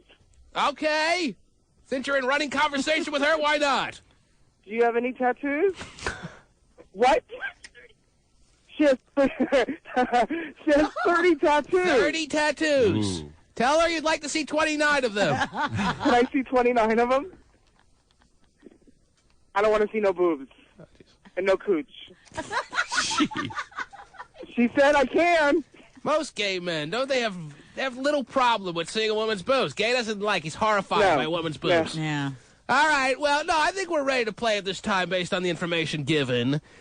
We'll start with Terry Free this time. Mid-30s lady. Mm-hmm. You said about 5'9"? What do you think she weighs there, Gay? Me. I'm not guessing weight. I don't do weight. Ask her about her weight. How much do you weigh? Approximately, please. It's too much for you, she said. She's not going to tell you. Is she overweight? A little. Okay. It's very important. Okay. Dave says she's got it going on where it matters. She's got it going on where it matters, according to Pasty Dave. Obviously doesn't matter with him. Right. All right. Terry Free, your guess, please. Shaved completely. Uh-huh. I guess we'd call that bare. Bear. We have strip, Yes. meaning landing strip, or jungle-like situations. I will opt for the jungle-like situations, T-Man. Wow. Terry Free going jungle.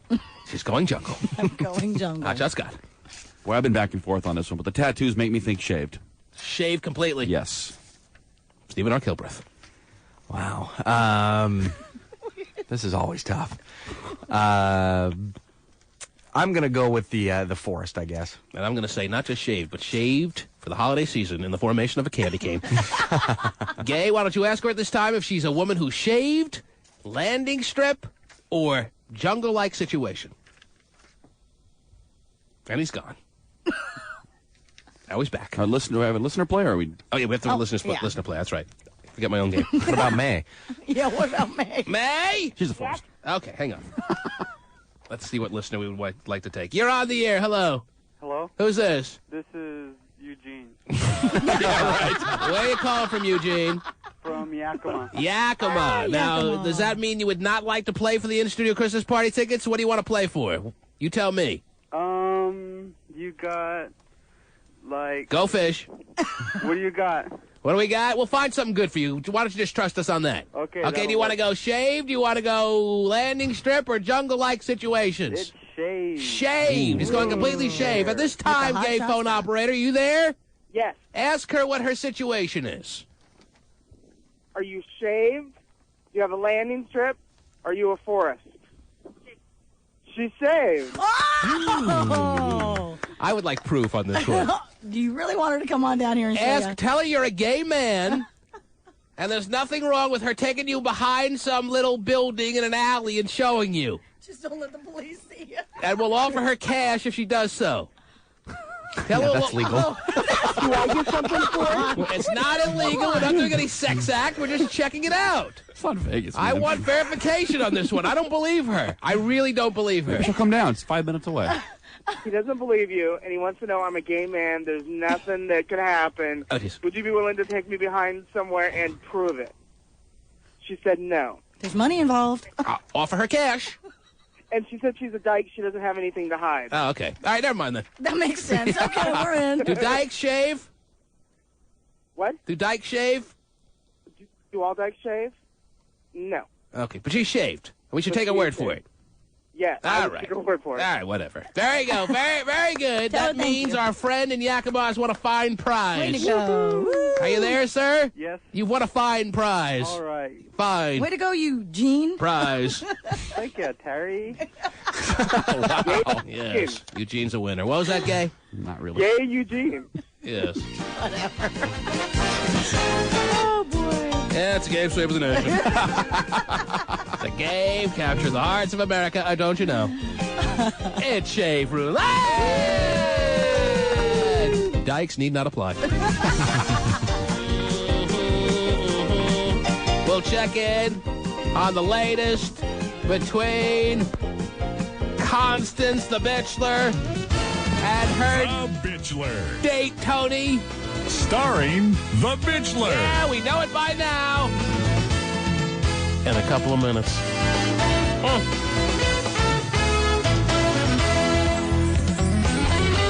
The T-Man. When you're telling these little stories, here's a good idea. Have a point. It makes it so much more interesting for the listener.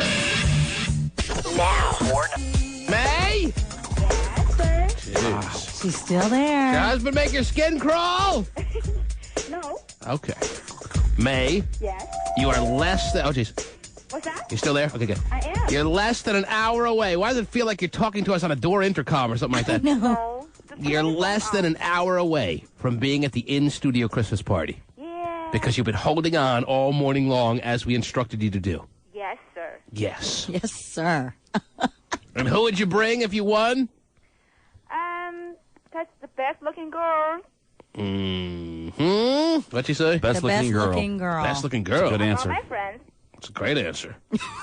All right, May. Yes. Oh, look at the time. It's 10 o'clock. You've won. Now, actually, you have to hang on just a little bit longer, okay, May? I will. All right, hang on. All right. Now, why is Eugene calling back? I thought he selected he wanted a web camera for winning shaved roulette. Why are you back on the line, dude? Well, I decided to clear all my plans so I can go to the party. You want to drive all the way from Yakima to drive Seattle? all the way to Seattle. It's doable. Yeah, it is. You don't want your web camera. We take that back. Yeah, take that back. I want to go to the party, gamble. Or you could trade it all in for what's behind door number 3. Yes. Where Carol Morrill is standing. Do it, Eugene. Do you need some time there, Eugene? Do you want to stick with the in-studio Christmas party tickets? Or do you want what's behind the door? Don't rush to your decision, man. There's no door, and there's no prize. I'll go casino. Party. Yeah, at the casino. Christmas party, yeah. And it's not every day you get to go to the Emerald Queen Casino. And let me tell you, what did I say, the Emerald Queen? I'm sorry. Yeah, it's not the Emerald Queen. But it's not every day you go there either. But the Grand Central Casino, where the in-studio Christmas party is going to be, is the newest, brightest, and best casino in our land. Did you know that there, Eugene? No, I never been there. Been to Emerald. Okay. Well, now you can learn about the newest and the greatest. Just exactly what kind of plans did you clear up to make it there, Eugene? What's that? You're not aware of what goes down on a rousing Yakima Friday morning? Yeah, at 6 a.m. What kind of plans did you get rid of to make room for us? We were going to go caroling. Really? No. In the morning? Okay. Yeah. Well, now I can go caroling at the Grand Central Casino, okay? Okay. Okay, you'll be there caroling. Hang on, we'll give you and a friend tickets. You going to bring a male friend or a female friend? Probably female. All right, whatever you decide is fine. Okay. All right? Something tells me the female that he brings is not going to be that great. Can't wait to meet you there, Eugene. Right, I might be more attracted to the male. The hell? You missed out on all that cash behind door number 3, too. Eugene sound like he's got a lot of hot chicks just at his disposal, or what? Oh, yeah. Okay. Now, I'm getting a lot of calls from dudes telling me not to take Pittsburgh and take New Orleans. Let me tell you something. Okay. I'm the one who's made it 14 weeks in this elimination league. You have, yes. I'm the one who, after 1,000 people and then some have fallen by the wayside, has been able to survive. Like Gloria Gaynor talked about so many years ago. I have done just that. Don't you call and tell me I'm making the wrong selection. All taught me on Monday. I wish we could take calls. We're on in Pittsburgh. I wish we could actually take calls from Pittsburgh, Terry. I could get their advice on things. But we're on it at a different time, so when they're hearing us, we're actually not here. So what you're hearing right now, we're not here. You hear that? It's not really there. A couple of minutes earlier, or something like that. I don't know what. But because of the time difference, Terry, there is that problem. But, they would tell you to take Pittsburgh anyway. And they probably would have told me to take Pittsburgh last week, which I could have, obviously, because I have them still available. Right. And something told me that Pittsburgh was going to be due for a letdown. Their quarterback, who got knocked to Timbuktu a couple of weeks earlier, he wasn't ready to be right back in the fold, so I stayed away. Mm-hmm. Was I right in staying away? Absolutely! So don't tell me I'm making a mistake now! So do you have the rest of the season planned out, who you're going to pick? All these people are calling are probably all people that lost in their elimination leagues. What's that now, Stephen? You have the whole rest of the season planned out, who you're going to pick? I don't even have this weekend picked, really. Okay. I might go with New Orleans. I don't know. You can't think ahead in these kinds of things. Yeah, I guess that's true. That's what we did. We'd already spent the $100,000. Pasty? Yes, sir. Are you back at the restaurant? Yeah, we're hanging outside the glass here. They're still eating? Hanging out. Yeah, no, the food's been cleared. They're still sipping on champagne and coffee. The full bottle of champagne they had. Yes. Go to the table, lift up the bottle, and see how much champagne is left. You got it. That will really be a key in us evaluating, before we even hear from them, how well the date is going. That's true. Very true. Very true. All right. Yeah, T-Man, it's completely empty. It's been a major success. And she can't stand up. Less than half empty. Less than half empty? Empty. Huh? There's still more than half in the bottle. Okay. There's still more than half of the contents of the bottle remaining. Correct. Okay, there you go. And do they see you right in front of them, or are they just continuing to ignore They you? noticed me when I grabbed the champagne. Yeah. Okay, why don't you give Constance the phone? All right, here you go. How about Pasty? Hello? Give Pasty the phone for 1 quick second. You always change your mind. Right. Hello? Pasty. Yeah. How about you just take the bottle and drink right out of it? Right to the face. Come on. Go ahead. Should I? Yes. And then have Gay lick the bottle. Okay. Okay. Oh, God. You all right there, Pasty? Okay. Yeah, no, I'm all right. Do you need a designated driver now to get home? Yeah. All right, why don't you give Constance the phone? Okay. Hello? That was just a joke. We were just kidding. He didn't really do it. All right, never mind. Constance? Yes? How are things going? Good. Very well. Doesn't sound as excited. Yeah, I'm trying to read between the lines of good and very well, and I'm hearing not so good and not so very well. No, it is going very well. It's good. It is. Can you tell us about the conversation? Tell us about the overall ambiance and anything else you might want to add about date number 2. Okay, date number 2. Let me see. We talked about a lot more stuff than I talked about with date number 1. I see right in front of you, Constance. Yes. Walk over to the Broadway Grill confessional. Pasty should have done that. Broadway Grill. Okay, I'll walk next to Gay. Yes, get away from Tony, your date. Okay. And have Gay shield you. Not only will you not be able to be seen by Tony, but Gay's body is soundproof. And take you, have Pasty take you to a place that's far enough away that Tony can't hear you, so he get your honest thoughts. Yeah, he can't hear me because he's talking to Pasty, and I walked across the room. Okay, now tell us how it's going. It's going really, really well. I mean, he's smart, intelligent, he's funny. He brought me a gift. What did he bring in? Gift. A what? Bachelor shot glasses. What? Oh, shot glasses? They're really cute, yeah. Alcohol on his mind. Did he ask you if your breasts are bigger than these? Alcohol, brought shot glasses, I'm not sure. Right. What is he insinuating about you? Shot glasses, champagne, all this stuff? He wants to get me drunk. Mm-hmm. Is it working? No, I didn't drink. It was until Pasty put his mouth all over the champagne, David. Okay, and what'd you have for breakfast there, Constance? I had a cheese omelet with tomatoes and pineapple. And what did he have? He had, tomatoes and pineapple. For breakfast? In an omelet? Well, the pineapple was on the side. Oh, okay. Yes, what he had an omelet as well, a Broadway omelet. And what was in his omelet? No, let's play the game. It's Sweep of the Nation. Oh, yeah. It's half for the hearts of America. Oh, All right, I got it. What was in the Bachelor's Date's omelet? Easy. Oh, I got this. Anyone who can guess. Okay. What was in the Bachelor's Date's omelet will win tickets to the in-studio Christmas party? Man, is this just a show we fly by the seat of our pants or what? People ask me that all the time. All right, describe Tony for us, Constance. Describe him? Describe what he looks like. He's wearing like a gray pullover sweater. I say shaved. Tall. Dave said he's hot. He said he's hot. Very nice. And is he strictly a white guy or what? Is there anything else in him? Tan. I'm not Very sure. Ask him if there's anything else in him but white bread. Because Oprah right now? cut that out. Right. Yelling at him. Damn it. Hold on, I'm walking across. Yelling across the white bread. Are you completely white? As far as he knows, yes. Okay. As far as you know, that changes my German feelings and on what he. Canadian. Yes. I'm very stereotypical. I'm going to take out a lot of things that may or may not have been in his omelet. Yeah. All right. Okay. He's 6'6", if I remember correctly. Yeah, he's really tall. Goes to college. He works out a lot, too. Works out a lot. Wants to make something out of himself. Works out a lot is very relevant when deciding what's in his omelet.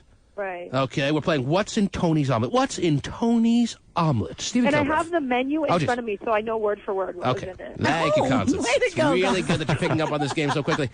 You can take over for Wink Martindale.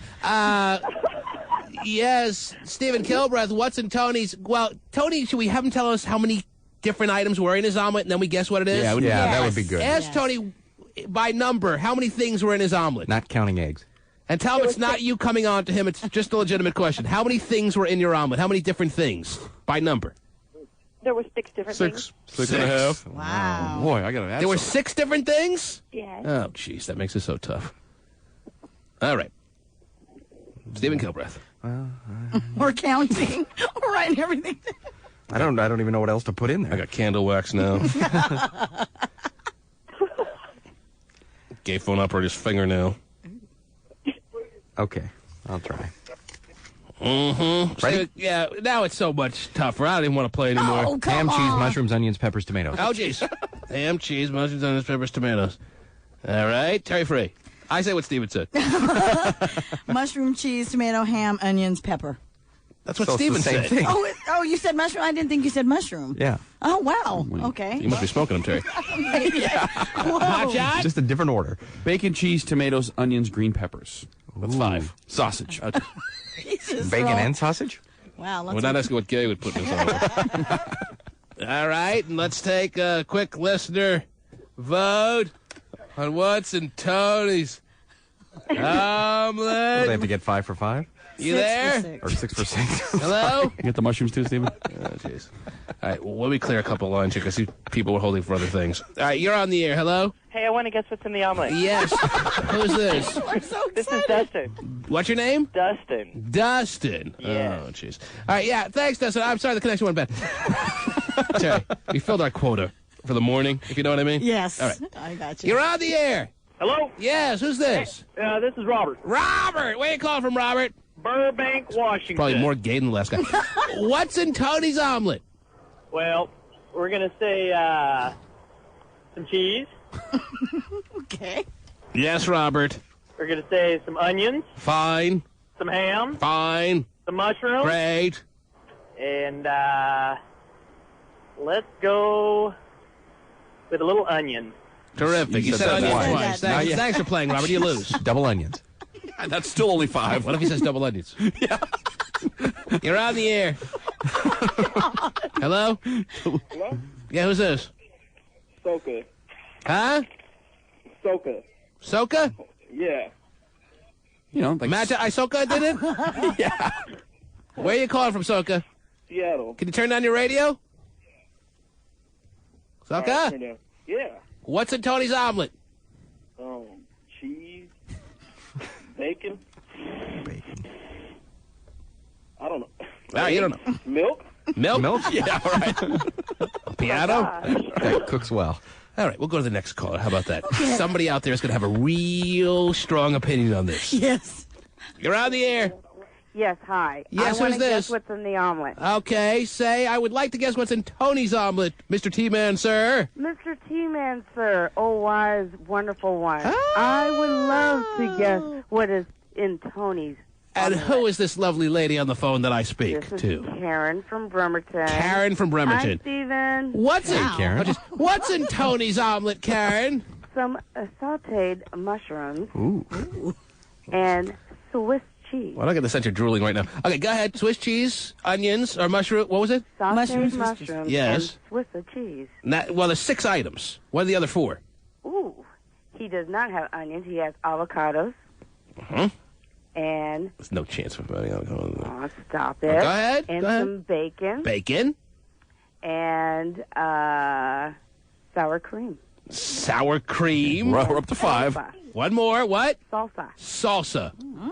If she nails this one, she goes to every in-studio Christmas party for the rest of time. Okay. All right, at this time, Constance, why don't you give Tony the phone? Okay. Okay. Double onions. That's it. Hello. Tony, what's in your friggin' omelet? There was some chicken in there. Oh, There was chicken. some mushrooms. I think there was some avocados. Right off the bat, Karen lost. Cheese, eggs. Did you say avocados? Yeah, Just because you nailed the avocados, Karen, I could either offer you a web camera or tickets to the in-studio Christmas party. Party. Hang on, Karen, you're in. Thank you. How about that? Wow, avocado. You gonna bring a man? Are you married? What's the deal?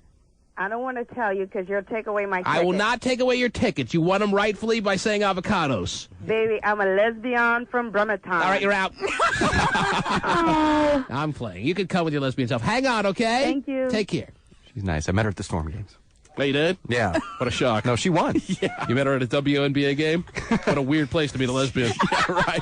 That's the woman you gave my tickets away to. Mm-hmm. She's in. Wayman, you on the phone with her already? Good. Nice lady. Avocado. Tony? Yes. How are things going in your mind so far? Scale of 1 to 10. Very good. Very good. Scale of 1 to 10. 10. Did Definitely a 10. So you were not Much wasting your... different than I thought she was. You were not wasting your time when you drove by the other day stalking her? No, it was valuable time. She's- Time well spent. You said she's much different than you thought she was. So you thought she'd be a relationship, and now you just realize she's strictly just outright sex, or what? No. I just didn't get to learn much in the 4 minutes before. You've learned about the woman within the woman. Yes, definitely. Now, let me She's ask very you- smart, very well raised, very nice girl. I'm not going to ask you whether you actually want this or not, but if you did hypothetically, could you make sex happen within the next week or no? I don't really want to speculate on that. I want you to speculate. I know you don't want to speculate, Tony, and she's not listening. But I'm just asking you. And I'm not saying you want to make this happen, but if it came down to it, do you think you can make sex happen with this woman within the next 3 days, yes or no? 3 days? At 50-50. I don't know. On the fence there. It depends. I suppose it's possible. Okay. That's all you wanted to hear. It's possible. Spoken from a man who eats avocados in his omelet. And chicken, Yes. too. There you go. Tony, sounds like things are going well, and I'm good. I'm glad to hear that. Well, thank you very much. All right, we'll check in with you guys for a last little moment in a couple of seconds, okay? Because you're not ready to split up yet, are you? No, definitely not. Okay. And We still got a half a bottle of champagne left. the Broadway Grill has treated you well? Yes, it was excellent food. Okay, very good. So far, so good. There you are. There you have it. Your Bitchler date number 2. Actually, let me get Constance. Is Constance still there? Yeah, she's still here. Just 1 second. Put her on the phone. Just walked out. Let's ask her. Should we ask her point blank whether she likes date number 1 or 2 better? Yes. Constance? Yes. I'm about to ask you a question about the differences between date number 1 and date number 2. But you think about that, and then we'll get your answer in a couple of minutes. Okay. All right? All right. And no one will know but us, because Tony doesn't know what we're going to ask you. All right. And then we'll come back and we'll play What's in Constance's Vagina, and we'll give away more tickets. Avocado? Right. Do all that.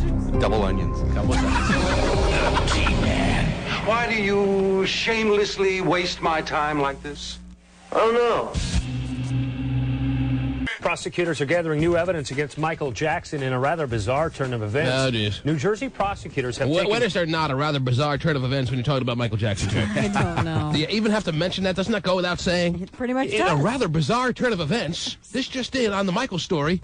Prosecutors are gathering new evidence against Michael Jackson in a rather bizarre turn of events. It would be a bizarre turn of events if something normal happened here. I know. New Jersey prosecutors have taken Jackson memorabilia from this man, Henry Vaccaro, to turn over to California authorities. Right. Among the stuff, handwritten notes, some of the pop star's costumes, photos, and a little something else. Oh, jeez. One single pair of soiled white Calvin Klein size 28 underpants. Ow! Really?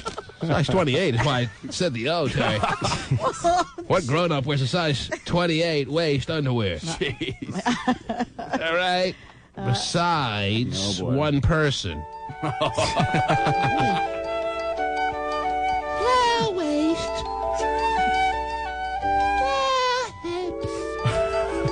Really nervous about his bachelor party, Terry. Oh, yeah. Why do I have to be nervous about a bachelor party? Is that what my life has come to? But the fact that Hotshot is not going, and I guess Steven not going, and I'm the only one who's made a commitment to go to his bachelor party, Terry. You have, It's yes. got me worried that I'm going to be stuck in a situation with all his East Coast friends that I won't be able to get out of. Going woohoo. Right. I mean, is there anyone going from here that I know? There's someone... Hotshot refuses to go to your bachelor party. What does that say? Says that he refuses to go to my bachelor party. He's not a good person. And he's not a good person. Mm-hmm. How do you feel about that? I think he's not a good person either. Oh, yeah. If I'm going, you should have to go. What are you waiting me? I'm not buying your ticket. Anyway, there's someone on the 5th floor who works for the Sonics who's going to be there. I believe you know him. My wrestling buddy Kenny, who you've met before, is going to be there. Oh, Kenny. Kenny, huh? And you're from the East Coast. Right. You should fit in fine. Oh, I'm sure, with your friends. Absolutely. Isn't that There's no great doubt to about know? it. All of Weeman's friends from back in the day. We're gonna have so much in common, Terry. Yeah, you'll bond with little man's friends. Where you guys been all my life? How did I have any fun before I met you guys? Wow. That's what it'll be like, huh? Yes, absolutely. Reminisce about the East Coast old days. I realized what fun really was all along, that I never was able to have happen in my life until I met these East Coast guys. My guess is the reason you hired me at first because you felt it as somewhat of a bond to me. You may not feel that anymore. We were desperate. A bond? Because we were going into syndication, and they said, hire someone this week. Yeah. And you were the only application we had at that point. And overqualified. I don't even remember. I think we had a whole ton of... We just went eeny, meeny, miny, mo, and came up with him. That's it. Okay, let's grab this one. Yes. But I'm showing some sign of loyalty and unison, if you will, Terry, by making my plans to go and recognize this is a big time in his life. A marriage for Jimmy Fred will only come around 3 times in his whole existence, Terry. Right. And I'm going to be there to acknowledge that this is a big step he's taking. It's a rather quick and hasty step, but that's a whole other conversation that we've had already. I mean, I actually saw a commercial the other day. It's not on TV that's like a network or mainstream television show, so I'm sure you haven't seen this commercial. But it's a commercial for an it's a brokerage firm. Okay. All right. And in this commercial, they're making a spoof on how preposterous it is that someone who's having a blind date, this woman who's going on a blind date, has already made dinner for her blind date, and the guy is just like, well, I thought we'd go out to dinner, and she's like, I knitted you a sweater too. And they're giving you the obvious impression that to do something like that is way out of bounds as far as your first blind date. And yet, that's him. It is. Held on to the bottle for the memories. He made a whole full-course dinner, 7-course meal for a woman he hadn't met in his life. That... I don't even know 7 courses. That is well, it might have been, it should have been. What's the difference? You made courses, did you not? You made dinner for a woman you hadn't met in your life. Well, True or it was not something true? different. Okay, yeah, very different. Strange, peculiar, bizarre. Noodle, sauce, meatball. And what I was going to say, obviously, it's a window into being able to view the desperation that he was feeling at that time in his life, Terry, which was not too long ago, just a number of months ago, because... maybe everyone around him was starting to get married and thinking like a woman, which I guess he tends to do from time to time. He felt his biological clock ticking. Tick-tock. He was a man who had turned 33 back last summer, and he was forcing it, desperate to get married. So he buys some Trader Joe's meatballs. Ooh, wow. Tasty. Puts some sauce together, makes homemade garlic bread. Who the hell makes homemade garlic bread? Not to mention, this is all for a woman who was a blind date. Unbelievable. It's not unbelievable. You want to be like every other guy and do dinner and a movie, or be like Hotshot and be like, oh, if you want to come over to my house, bring the movie, you pay for the movie, you rent the movie, and I'll get you stoned, and that's our date. Sounds fun to me. Is there any surprise, Terry, that these two? Is there any surprise that these two got engaged just months later? I know. Is there any surprise based on how their first date went? Their first date went like it was a year and a half into their relationship. I know. Why do I have to be like why would everybody it else? seem rushed to get engaged just a few months later? But he just knew. Do you remember what you did on your first date with your wife? I don't think I ever had a first date with my wife. We're still waiting for it. All right. Yeah, but bringing out the big gun of the Trader Joe's meatballs right away. That's a big gun. I have never heard of any... Let me just put it this way. I've never heard of any guy on a first date, not to even mention that it was a blind date, sitting around all day and making all kinds of pots, bringing them out on the stove and cooking up a storm for a woman he had never met before, and that's going to be date number 1. I've never heard of that before. I will never hear about it again because it just doesn't happen. Nor should it. Well, that makes me original, which is fine by me. Oh, yeah, everybody's going, wow, that's What did you do on your first date, Terry? Did you get in the handcuffs? No, she came over to my house with a movie and got high. Yeah, you know, I shot had a great time. She did more normal things than you, I'll tell you that right now. Normal to some people aren't normal to others. Yes. He throws out the word original, and you can't argue with that because his date was original, but usually, and he loves throwing that word out because it usually has a nice connotation to be original. But in this case, original is not good. It is not good. It's strange. It's peculiar. It's bizarre. It's desperate. It's sad. And it's pathetic. Ooh, wow. However, Terry. Yes, T. It all seems to have worked out just swell. Oh, and you seem so happy for me. I am showing how happy I am. He's going to your by being party. the only one of this unit here that's going to your bachelor party to share in all the fun and frolics that an East Coast crew of yours, boy, oh boy, can muster up. Well, that's nice of you. Yes. No one else seems happy for me, which is kind of hurtful. If you see me and I'm running the other way, it's because I didn't see you. Yeah, if he's dodging in between, slot This is supposed to be the happiest time of my life, and every 20 hours a day when I'm not here, I'm happy. Yes. And the 4 hours I'm here, you guys consistently make me feel bad about getting married, about doing something original for a girl that I hadn't met before, who had come highly recommended from friends. Okay, I'm sure she came highly recommended, but thinking back on it, does it not, do we not have a case here that seems like it makes sense to suggest that you, now even looking back on it, making the meatballs and the spaghetti and the homemade garlic bread for a woman you never met before, doesn't that seem kind of peculiar? No. Now, in my life... Doesn't seem pretty desperate? No, back east, living in Phoenix and Las Vegas, I had went on many first dates. Right. And I'd done a variety of different things. Sure. And you tried to have this great first date experience, and you figured that you cannot live up to that. So I figured I'd do something casual, bring someone to my home. That's not casual at all. That's casual to me. The fact that she didn't run based on that first date. Means she knows a good thing when she finds it. Right. Tells you everything you need to know about how they're the perfect couple for each other, Terry, and I'm very happy for them. I'm very happy for them. Believe me, I'm happy. So happy. You're going. That I'm going to his bachelor party. Granny, assuming it's going to be a complete bore.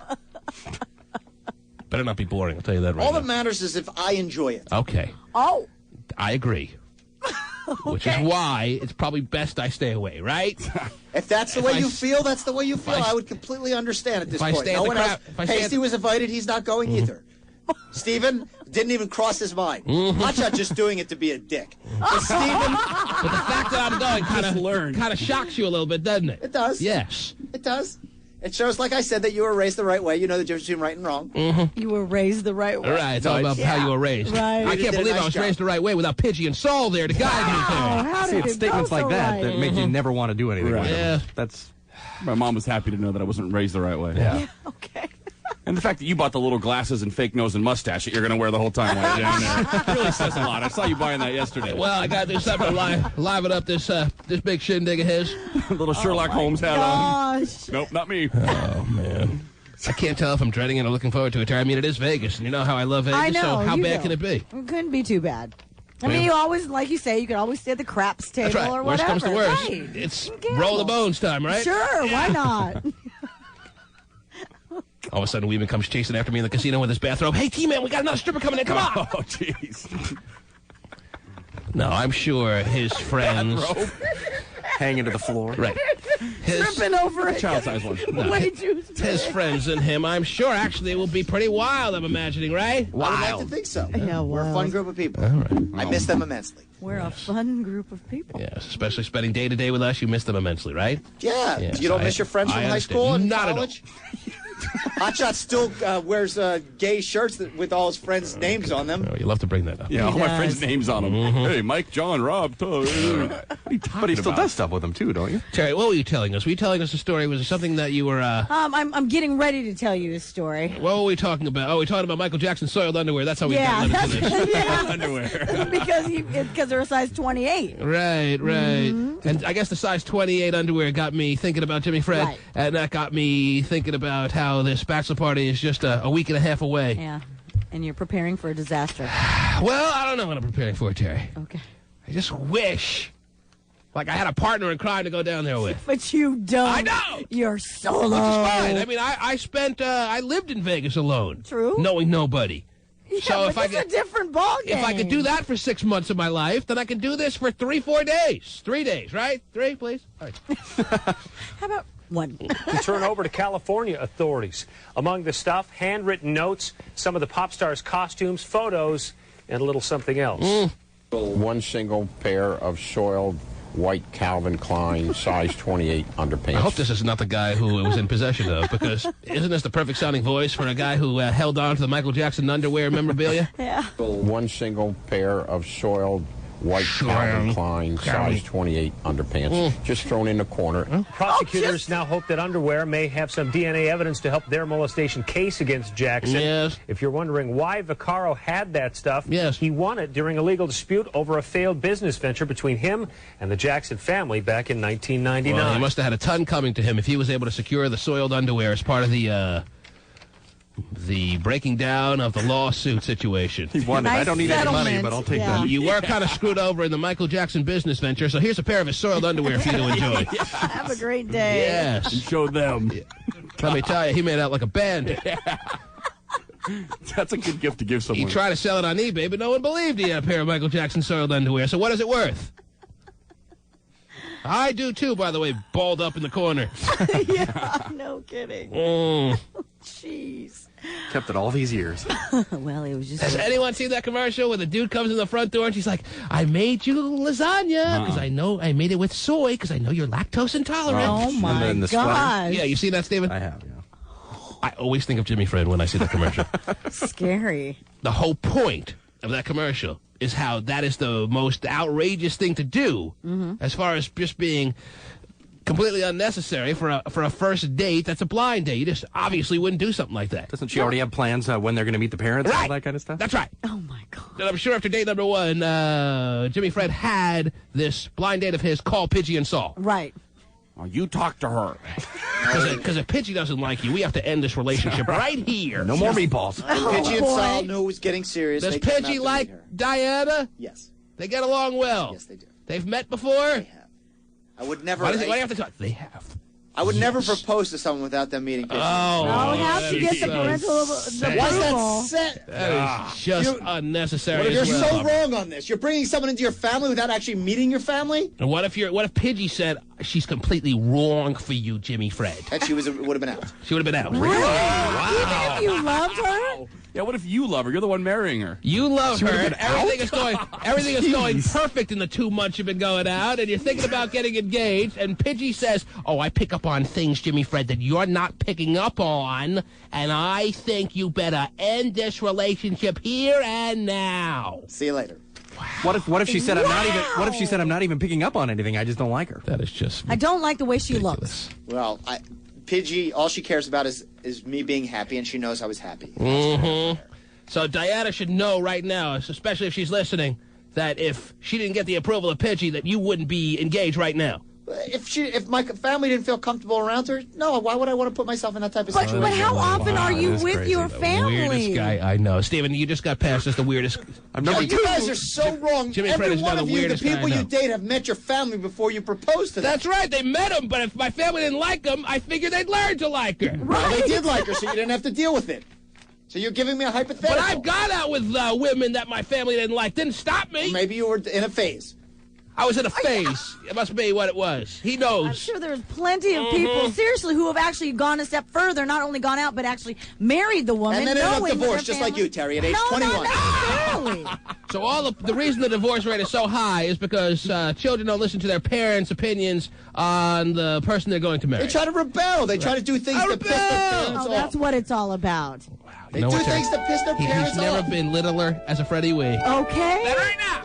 Jeez. But I think it's pretty interesting, and I'm not sure Diana was aware of this, that if she didn't get the utmost high grades by Pidgey, 5 stars, the caterer wouldn't have been called for catered meatballs this time to be distributed amongst the guests. Yes. And the florists wouldn't be making plans for the big July wedding day. All the processions that have been ongoing since they got engaged last month would not be happening if she didn't get high marks from Pidgey, who's met her once. Now, did Pidgey help you pick out the ring and everything? She was with me when I picked out the ring, yes. Wow. She has good taste. Interior decorator. I'm not ashamed to say that. Do you trust anything that you do? Yes, I do. Or do you always call Pidgey? At least she let me use the phone. You know what? At least my parents allow me to make my own mistakes and don't try and run my life and don't try and realize that, hey, it's better to learn from your mistakes. I got to take some calls. Whatever. Got you. Please. Is she moving in, too? Yes, David, you have a question? Well, I'm wondering, are there girls in the past that Pidgey didn't like that may have stopped you from getting married before? I'm sure there have, but I would say, it only stands to reason that he says he would have ended the relationship if Pidgey picked up on something she didn't like. It's almost like a Norman Bates situation in Psycho. You're on the air. Mother? Yeah. He's going to keep her down in the cellar. And the funniest part about it, he doesn't see anything as far as the first date situation with the meatballs and the spaghetti and the garlic bread and the whole Pidgey approval thing. He doesn't see anything wrong with it as we sit here and just are blown away by his archaic, I guess maybe this was the thinking back in the day. I don't know. Well, I figure, once you're an adult, you kind of make your own decisions, right? I guess not. Oh, boy. He's not an adult, you idiot. You're on the air. Hello. Yes, what do you want? Hey, I want to come to the bachelor party. Who are you? Yeah. Piano guy. Well, if you're a friend of John John's, you're in. All right? I'm a friend of Weeman. You're a friend of Weeman's, then Weeman will invite you, I guess. What's the deal with bachelor party? Anyone who wants to come can pretty much come, right? No. Well, is it approved by Pidgey? So this guy, Terry, your son is going to be so ill-prepared to be an adult because you don't let him do anything except for clean his room. That's not true, but it is true. What do you let him do? You don't let him talk to women. You don't let him go out. Women. Women shouldn't be talking to women. The only thing you let him do is go backstage to a concert where every other word is an F-bomb. Wow. You're on the air. Hello. So now he's raising your kids for you. Yeah. Yeah, okay. Hello. I better call Pidgey and make sure I'm doing it right. Hi. What do you got? I'm calling because I'm a little upset. I just feel like you guys should support him. I am supporting him. Am I going to his bachelor party? Yes, you are. But what about Hot Shot? So that's completely rude. Yeah. He's totally not going to go. That's rude. I think that's rude. It's a tradition. Yes. He's inviting him as a man. He should step up and be a man. And I pulled Hotshot aside, not to mention talking about it on the air. I pulled Hotshot aside, and I've told him that I think he's being disrespectful to Jimmy Fred, and I think it's wrong to be disrespectful to Jimmy Fred, Terry. And he said, anyway. By not going to his bachelor party. I'm showing him a token of respect by saying, hey, I'm going to join in on the festivities, Terry. And think about this. What about Karma? Huh? What about She's going to be a hot-ass stripper there, this Karma. I'm telling you, man. Wait till you see Karma. Oh, I can't wait. Does she have a sister? Ah! Her sister's name is Carmel. Nice. Yeah, I'm worried about Karma. At this point in my life, as he's battling a black eye that won't go away. This is a situation where the karma that's going to come back really isn't going to be that bad. Yeah. So. We'll take it. 1-866-663-T-Man. You're on the air. Hello. Hello? Yes. Yeah, Hot Shot, man. You should go, man. You need a big party animal at the party. Ain't going to be a party without the big party guy. Oh, jeez. What do I twist balloons up and give them to kids? The party guy? Yeah, you know, the big party man. The East Coast guy who's planning the whole thing is the big party guy, right? I don't know, Terry. That's what you're supposed to. I would feel good if Hotshot decided to go. Yeah? You need a guy with a black eye at a party every time. That's my philosophy, Terry. It's safety in numbers. You know that. Terry, I'll be fine without him. You're Trust be me. in a poker room for 9 hours straight and not see anybody. You're probably right. I guarantee you will not see him down. I guarantee you when it comes time, I may not go to all the dinners that him and all his East Coast buddies and Pidgey go to, but when Pidgey's going now? Yeah, come on. When it comes down to the moment that the bachelor party begins, I will be there for the opening first pitch. Yeah, then you'll leave before the second inning. Can't rule that out. Not without having garlic fries, though. You're going to walk in, you're going to see a bunch of 5'7" Buttafuocos running around, and you're going to be out. I already know. See how it goes. And you'll say, see ya, Hotshot. Go to the poker room. But you know what? At least I'm there to shake a hand, to give Jimmy Fred a hug, and wish him well. Plenty more wedding nonsense I'll be forced to go to in the upcoming year. Yeah, that's true. Okay? Plenty more. He called your wedding preliminary events wedding nonsense. Ooh. Wedding nonsense? Mm-hmm. What's nonsense about it? You tell me what is nonsense about it, Hotshot. No, I'm just saying there'll be plenty more wedding nonsense I'll be forced to go to. That's all I'm saying. Hey, I'm not forcing you. You don't want to go, don't go. It'd be a better place without you and your your negative attitude towards life. Well, the funniest, the interesting thing about this is that I've shown a lot more displeasure about Hotshot not going than Jimmy Fred. He doesn't seem, at least on the outside, he doesn't want to be there. Fine. To be bothered by it. I think really deep down inside. One could estimate if he is really truly bothered inside. Maybe you're right, Terry, but he hasn't shown any sign of being bothered that Hotshot's not going. He's excited about hanging out with his East Coast friends. Yeah. And I can't wait to meet this crew. Oh, boy. Oh, Lord, I'm going to have a whole story for you, I'm sure, when I get back. They're all Pidgey Gold chains, hairy chests, all those little cats running around. I don't think it'll be like that, honestly. They got a little tattoo that says Pidgey approved on them. Just picture a bunch of Kilbreths for some reason. Oh, wow. Yes. No, I mean, Hotshot plays off being this cool, mellow guy, but he's nothing but a judgmental snob. West Coast judgmental snob. That's true. I don't want him meeting my friends. He's not worthy of meeting. You're on the air. Hello. Hello? Sounds like you got it out. Yes, hi. True. Thank you. Appreciate that. You're so special, though, T-Man, because you're worthy. What do you got? Pidgey approved. Get tested, Pidgey approved. Yeah. Hello, you're on the air. T-Man. Yes.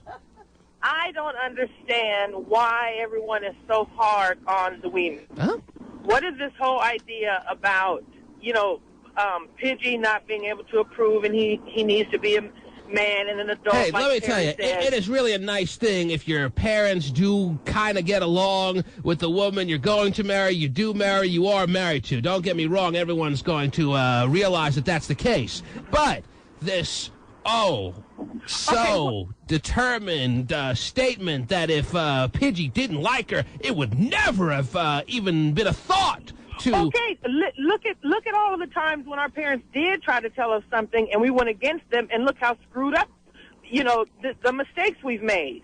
The fact that he's so dogmatic about, if Pidgey didn't like her, it wouldn't even have been a thought process to get engaged and make these plans for a wedding. The fact that he's so adamant about that. Well, I agree. Imagine if when Mom said, don't screw that young man or you can get pregnant, we should have listened, because then we wouldn't be with 3 doggone babies, and no men. I mean, how come it's so hard to understand that if our parents say, I just don't believe she's right for you, then end it. Life goes on. There's a lot of fish in the sea. Well, I think maybe Pidgey was as desperate as the man who made meatballs and spaghetti for his blind date at age 33. Maybe if you would have has it crossed your mind that you were kind of in a desperado mode when you made the whole dramatic dinner for the blind date, and because you are, it only stands to reason that this Mother of the Year Pidgey every year is in the same type of mindset, seeing that her son is 33 and she wants to marry you off as much as you want to marry off yourself. She's already got her grandkids. She's fine with that. And I was not in a desperate mode. I met. Would you have made this dramatic, unbelievable 7-course meal for a blind date at age 24? Probably not. Okay, that's all I need to know. That's all I need to know. Microphone off. I couldn't cook at 24. Right. So, okay, let me change the question. I had a roommate. I've lived by myself for 7-8 years. If you were as good a cook at 24 as you apparently are now. Wow. This gourmet that you've become. Putting the meatballs in the microwave. Oh, that's tough. Whip something up. This gourmet that you've become. Would you have cooked dinner for a blind date at age 20? Would you have gone on a blind date, first of all, at age 24? But if you had, would you have cooked a dinner for a first date blind date woman? I would lean towards no, just I wasn't as mature an individual as I am now. So it's all about your maturity that prompts you to cook dinner for a blind date. Yes, I wanted to do something different. Back then, I wanted to do probably what Hotshot did. Get him stoned, bring him over to the house and watch a movie. Look, I love my mom, but she's not picking out my wife, man. Right. And at some point, you got to make your own decisions. Yeah. It's like that's like my the show The only Bachelor. point. You haven't lived with your mom in 15 years. She really knows you? You're on the air. Hello. Hello? Yes. I think Terry Free needs to just shut up. Who cares if Pidgey's picking his woman? If he's happy, that's all that matters. How does anyone say Pidgey with a straight face? I know. But the thing is, what's interesting is how many times when women get married to men who are mama's boys, right? They have this and they complain because their mother-in-law runs their life. If your mom's name is Pidgey, do you have any choice of to be a mama's boy? Probably not. Is the fact that her name is... I have a 12-year-old son, and he's a mommy's boy, and let me tell you. But it's not a mama's boy. He talks on the phone, and if he came to me and said, Mom, this is the woman I want to marry, and if I didn't like her, oh, well, it's his choice. Well, I hope you wouldn't like her at age 12. But that's not what he's saying, ma'am. He's saying that if Pidgey said, I don't like her, he'd say, okay, I'm done. End of story. There's no debate. There's no discussion. Right. There's no questioning her judgment. Right. It's just over and done with at that moment that she put the kibosh down on it. It's not, you know, that's his choice and whatever. You can't even reason with Pidgey to show her why you decided to get engaged, or you're thinking about getting engaged to this woman. It's just over as soon as Pidgey puts her rubber stamp of no on the situation. Right. No, it wouldn't have been like that. It wouldn't have been like Pidgey said, no, I find something. Well, please hear me out. Right. And Pidgey would say, no. He already stated it. He said. He did. That's all. He's trying to back out a little bit of it now, but the case was obviously made earlier. That's all we needed to hear. Pidgey says no, it's no. Now, let me ask you this. You said in the past that her real given name is Pidgey, right? No, her real name is Phyllis. Oh, okay. So that's a nickname? Yeah. Ever since she was 3. 3? Pidgey. Wow. You've known her that long? No, but that's what my grandfather gave her a nickname, and it stuck. Okay. It's fascinating. Yeah. Okay. And you call her Pidgey? Not really. He calls her, hey, Pidgey. I call her Mom. Sometimes I call her the Pidge. Oh, my goodness gracious. The Pidgester. Make that go away. Can't we dump like the last 30 seconds of my life? I think I know. What were you going to ask? I think I'm going to be saying that at the bachelor party. Can't I just dump the last 30 hours of my life? Right. Oh, my God. Yes. What can I do? I can't justify paying for Hot Shot Trip. He's a grown man. He makes good money. He doesn't want to go. He doesn't want to go. And maybe he says that he has gone on so many vacations lately, he's got financial restrictions. But I'm not about to pay. He's not. Am I going to get oral or something here? No. Wow. I'm not paying for your trip. What can I do, though, to get you to go to this bachelor party? Nothing. Okay. Well, have